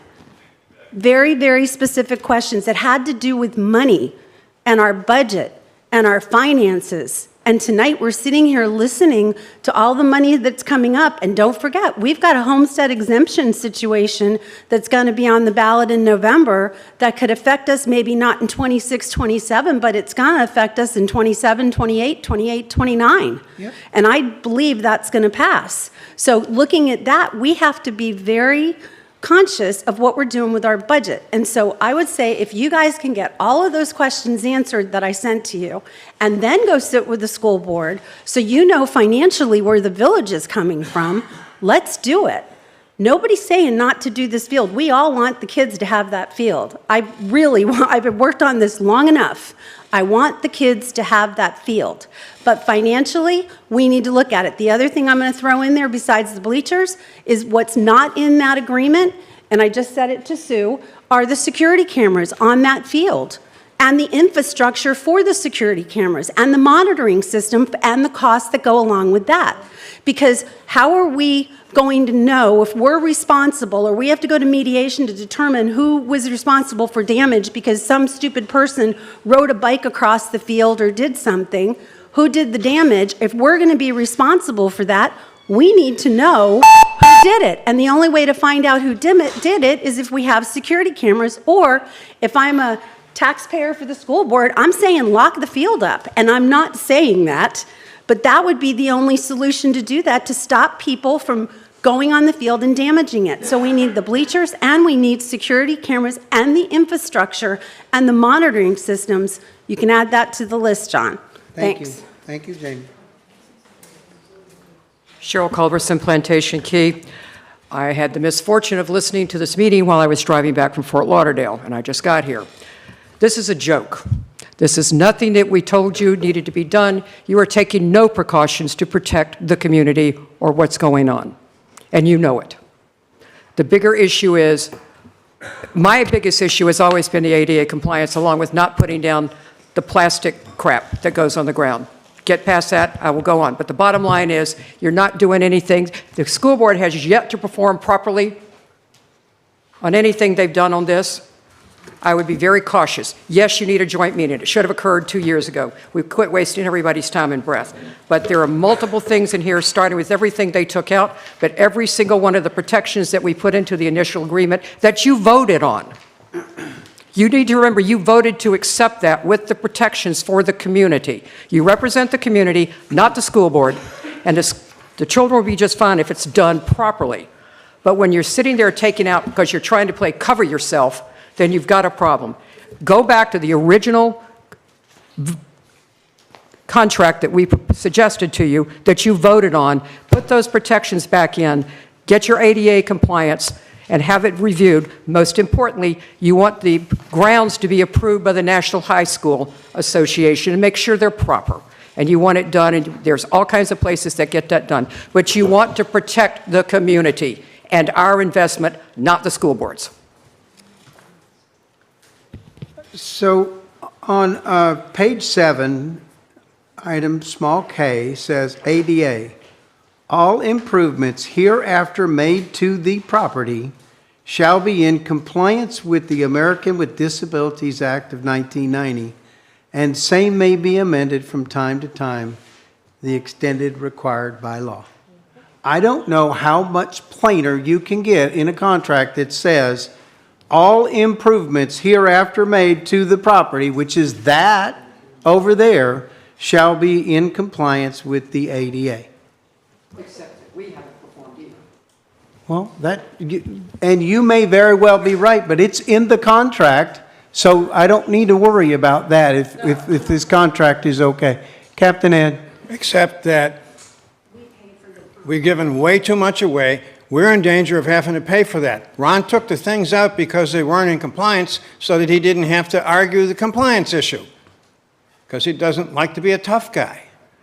Okay. Now we're stuck with it. He took them out. If they go back in, it's not in the agreement that the school board's going to pay for those. Huh? We're in danger of having to pay for it. Look, you guys are all good-hearted people, but you're sitting here apologizing for problems that none of you caused. In Maine, these are all caused because the school board never kept their promises. They never let any of our people were only briefed 12 months ago for the first complete briefing on this project, okay? The one before in March, Pat came up here, my old Navy flying buddy Pat, but nonetheless, okay? He came up here in March. The flyer required our citizens, the owners of the park, in print to submit public comment the morning before the briefings. The morning before the briefings, before they heard anything, they were required to submit public comment. That's meaningless. It wasn't televised, and it wasn't Zoomed. And Pat agreed to that, unfortunately. But it wasn't. Only a couple dozen of our people had any briefing at all in March. When he finally did the one in June, he came from a tempestuous school board meeting at which Darren Horan said that they were $2 million cost overrun already, and that he told Pat to tell us when he came over to our meeting that we were going to have to cough up $2 million for starters. And Pat somehow forgot to mention that. There's been lots of lack of clarity and lack of candor. And if our citizens and the old council who wasn't briefed on this, didn't know anything about it, Sharon remembers that. If we had a participation we should have had from the beginning and that we were promised from the beginning, none of this would have been a problem. We would have settled this 2 years ago. This is not your fault. By and large, it's not your fault. We're all saying you need to be a little tougher on safeguarding us because they have so clearly demonstrated a deficient attitude towards the rights of the citizens of Islamorada who are paying the bills. Thank you, Carmen. Doug Minkiewicz again. I've just two questions. Where did you guys come up with the 8-year shelf life of the turf? I don't know. I thought it was a 10-year, but... I mean, I don't mean to sound arrogant, but I'm the only one. Hang on, I'm not talking to you. I'm the only one who's actually been on this stuff and actually used this stuff and actually coached on this stuff and played on this stuff for over 30, 40 years. Key West went in 2018, am I wrong?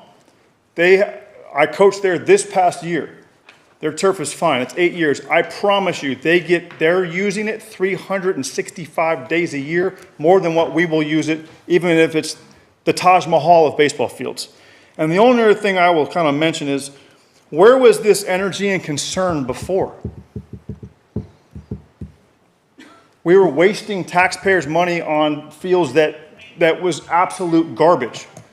So I don't mean this to be rude, but I mean, I just don't want to get in the middle of this gang up on this side, gang up on that side, when all this energy was coming from, where was it before? Where was it before we had to go to turf? Or where was it before we had to bring the school board in and the village and all this stuff? That's my concern. Everybody's coming out of all this stuff, and it's, for me, we've wasted over $500,000 if it's $46,000 to $48,000 a year for the school board to pay to make that field absolute trash. That's a lot of money. That's $500,000 since I've been a coach in 2018. So my only, and it's not, doesn't really make a difference, but I guess I wanted to reiterate the traction of what this 8-year life is. There's more to it than that. It's longer than that. Right. It's been flooded. It's been underwater for years. It's faced hurricanes. They played the UCF, I don't know if you even know this, but UCF and FIU played a college game down there. The day before, they had knee-deep water. They played, and they put D1 athletes on that field in the fall.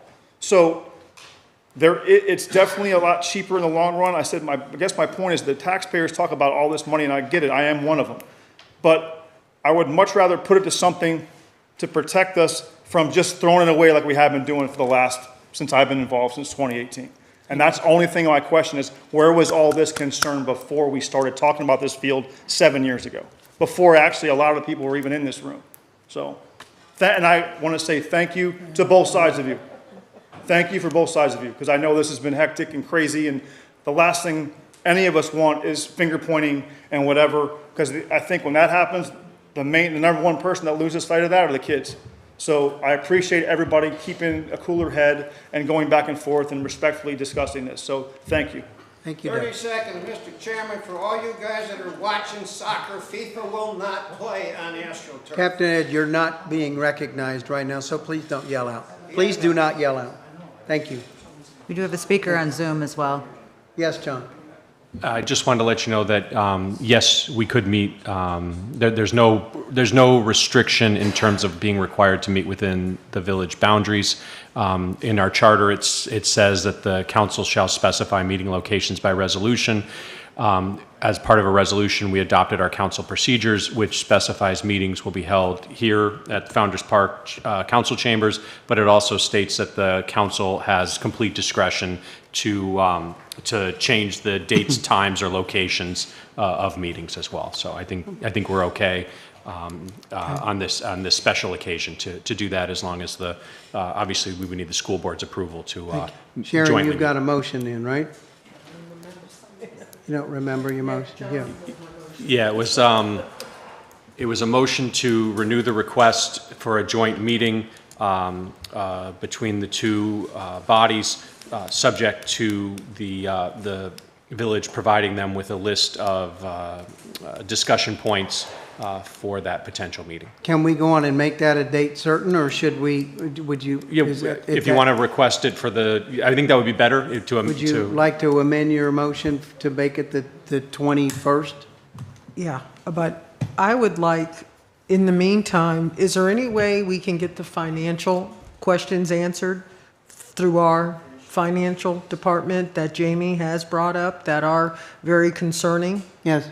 I mean, is there any way we can do our homework and have that information before, during, whatever? I'm asking you, Mr. Manager. I'm waiting to get recognized. No, I'll recognize you. Go ahead, he's busy. Yes, please, go, Pat, or Ron, thank you. I forwarded I did get the questions from Jamie. Unfortunately, a lot of the questions were related to information that we needed from the school board. For example, a question about insurance, I specifically asked, for example, for a copy of the school board's insurance policies, and I was told that was more difficult than it sounds. So hopefully in the next few days we can get that information, but it was hard for us to determine our exposure without seeing the information from the school board. So that, I think we have to continue that discussion, because in order to answer those questions, it's not on us. The questions, as I interpreted from Jamie, were what happens when you interact with the school board. It's not on our stuff, it's basically based on what information we need to get from them. Okay.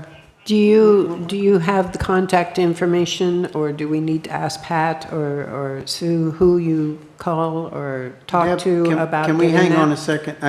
Procedurally, I think we've got a motion on, and I'd like to have a second so we can continue I with thought we discussion. had a second, I'm sorry.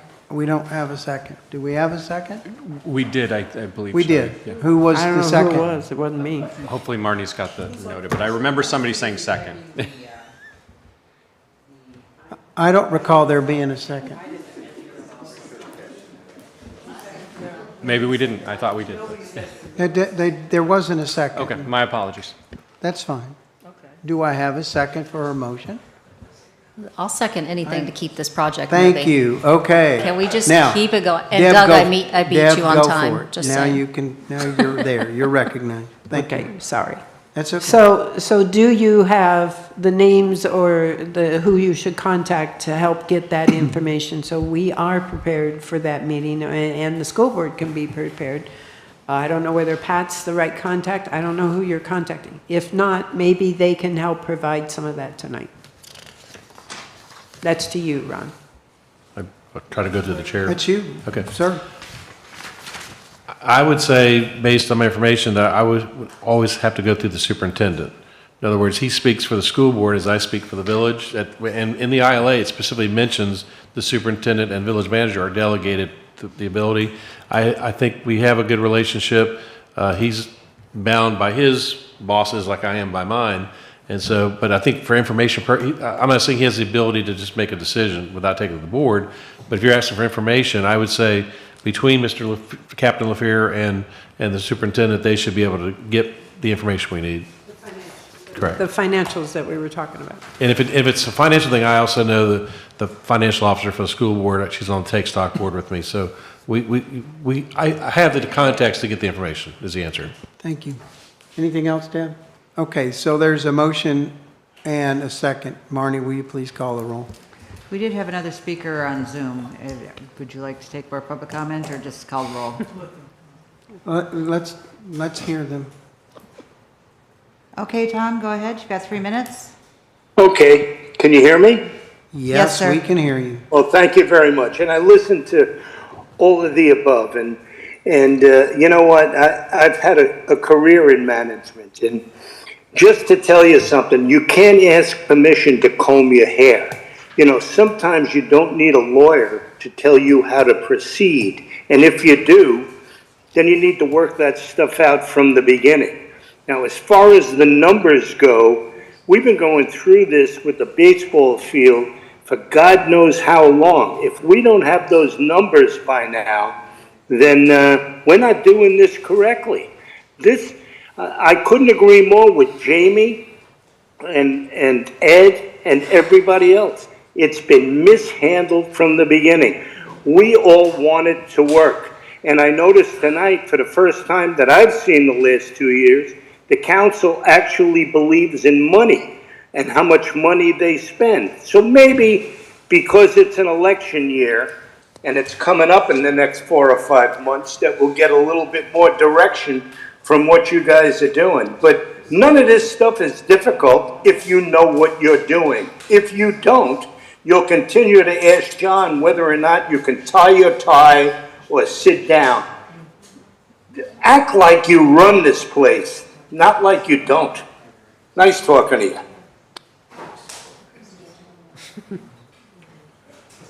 Okay, so there's a motion on the table and a second.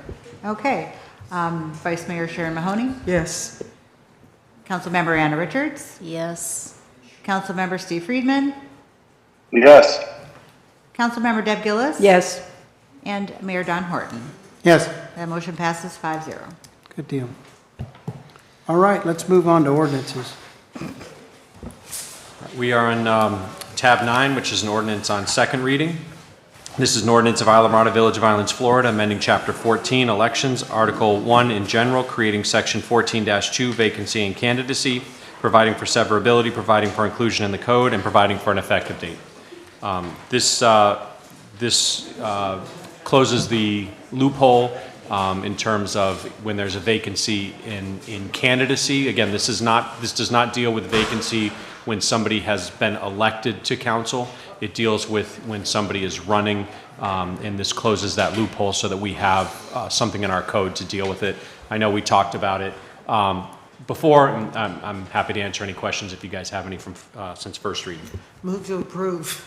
Okay, we got a motion. Do I have a second? I'll second, but we need public comment. Okay, let's do public comment. Is there any public comment on this item? I don't have anyone signed up. Let me double check Zoom. Nope, there is no public comment. All right, public comment is closed. We got a motion and a second. Mari, will you please call the roll? I'm sorry, who made the motion in the second? Sharon made the motion, Deb made the second. Thank you so much. Okay, Vice Mayor Sharon Mahoney? Yes. Councilmember Deb Gillis? Yes. Councilmember Steve Friedman? Yes. Councilmember Anna Richards? Yes. And Mayor Don Horton. Yes. That motion passes 5-0. Okay, let's do the next one. And the next ones all relate to the proposed charter amendments, so there's a small handful of them. So I'll read tab 10 is an ordinance of Islamorada Village of Islands, Florida, calling for a referendum vote to be held with the general election on Tuesday, November 3rd, 2026, providing for submission to the electors of a proposed amendment to the village charter relating to 3-year staggered terms of office with 3-year term limit, providing for placement on the ballot, providing for requisite ballot language, providing for notice of election, providing for authorization of village clerk and for village canvassing board, providing for severability, providing for inclusion in the charter/conformity of amendment, and providing for an effective date. Thank you, John. Is there any public comment on this item? No, sir. Okay, do I have a motion? Motion to approve. We've got a motion to approve. Do I have a second? I'll second it. Okay. Got a motion and a second, Marty. We call the roll. Councilmember Anna Richards? Yes. Vice Mayor Sharon Mahoney? Yes. Councilmember Steve Friedman? Yeah. Councilmember Deb Gillis? Yes. And Mayor Don Horton. Yes. That motion passes 5-0. Next, tab 11. 11, an ordinance of Islamorada Village of Islands, Florida, calling for a referendum vote to be held with the general election on Tuesday, November 3rd, 2026, providing for submission to the electors of a proposed amendment to the village charter relating to council salaries, providing for placement on the ballot, providing for requisite ballot language, providing for notice of election, providing for authorization of village clerk and for village canvassing board, providing for severability, providing for inclusion in the charter/conformity of amendment, and providing an effective date. Thank you. Is there any public comment? No, sir. I'd like to make a motion to pull this and not approve this one. What is this one? This is the one where for the raising the council pay. Well, why? Is because, number one, we've got something else that's bigger that may happen that you say you feel like was going to pass. You said earlier, and that was getting rid of or increasing the homestead exemption, which just puts another responsibility on somebody to have to pay for this, number one. Number two, I don't think anybody runs because they're getting paid $1,000 a month. And number three, I think Deb had a good comment earlier in the last discussion about this, that, when you've got too many on there, you're just going to go through here and say, no, no, no. And I think this is one of those that's going to be an easy no on these. And I'd like for some of these other ones to pass. So I'd move that we do not put this one on the ballot. I'll second. There's a motion and a second. Marnie, will you call the roll? Okay, Mayor Don Horton? Yes. I'm not sure which. I did. Okay, thank you. Councilmember Deb Gillis? Yes. Councilmember Steve Friedman?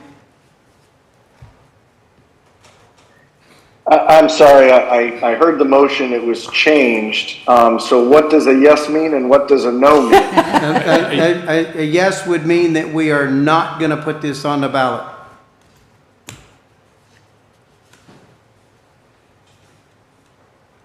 So, okay, so did we not change the motion originally from what's in the packet? Yes. Yes. Don changed the motion.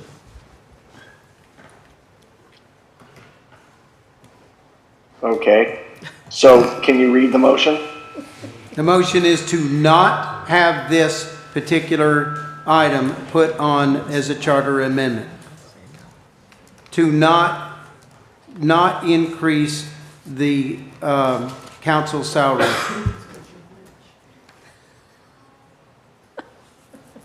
I wish. Okay.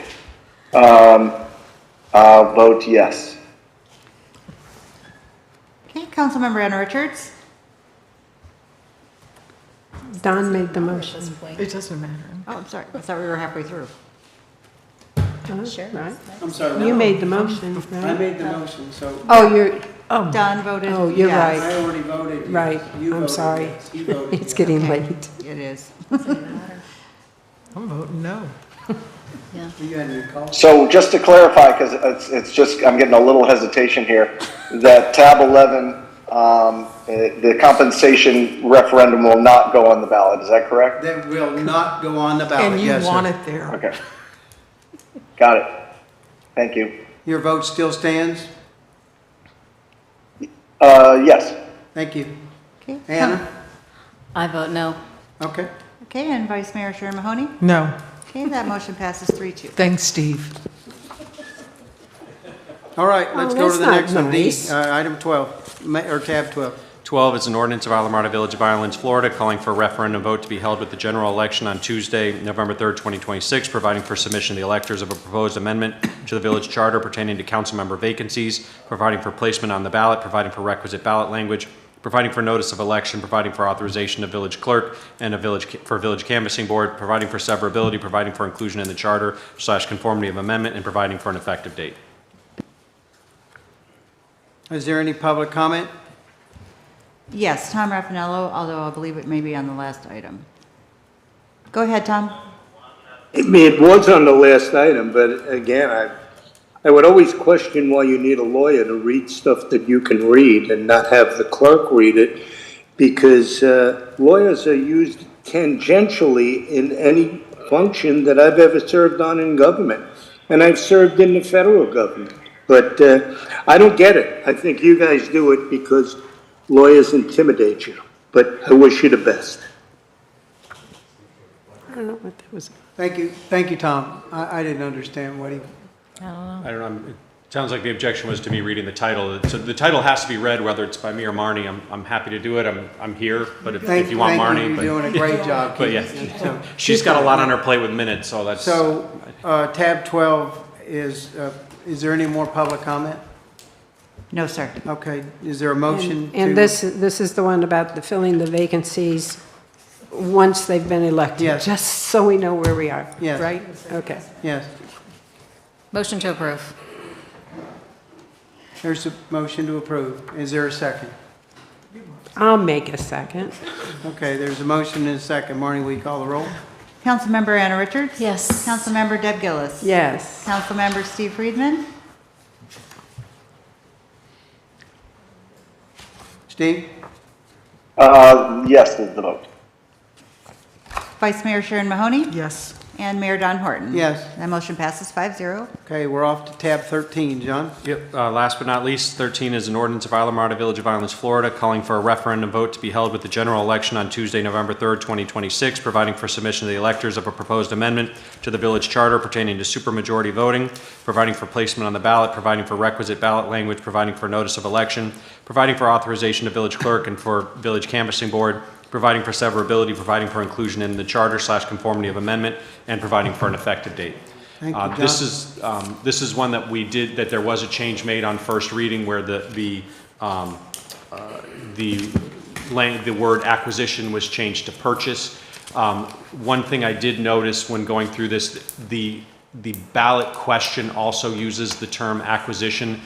The approval last time just dealt with the language in the charter. I would just ask if you would also give me direction, give us authorization to update the language in the ballot question so that it uses the same terminology, acquisition and purchase instead of acquire. We'll make that happen. Is there any public comment?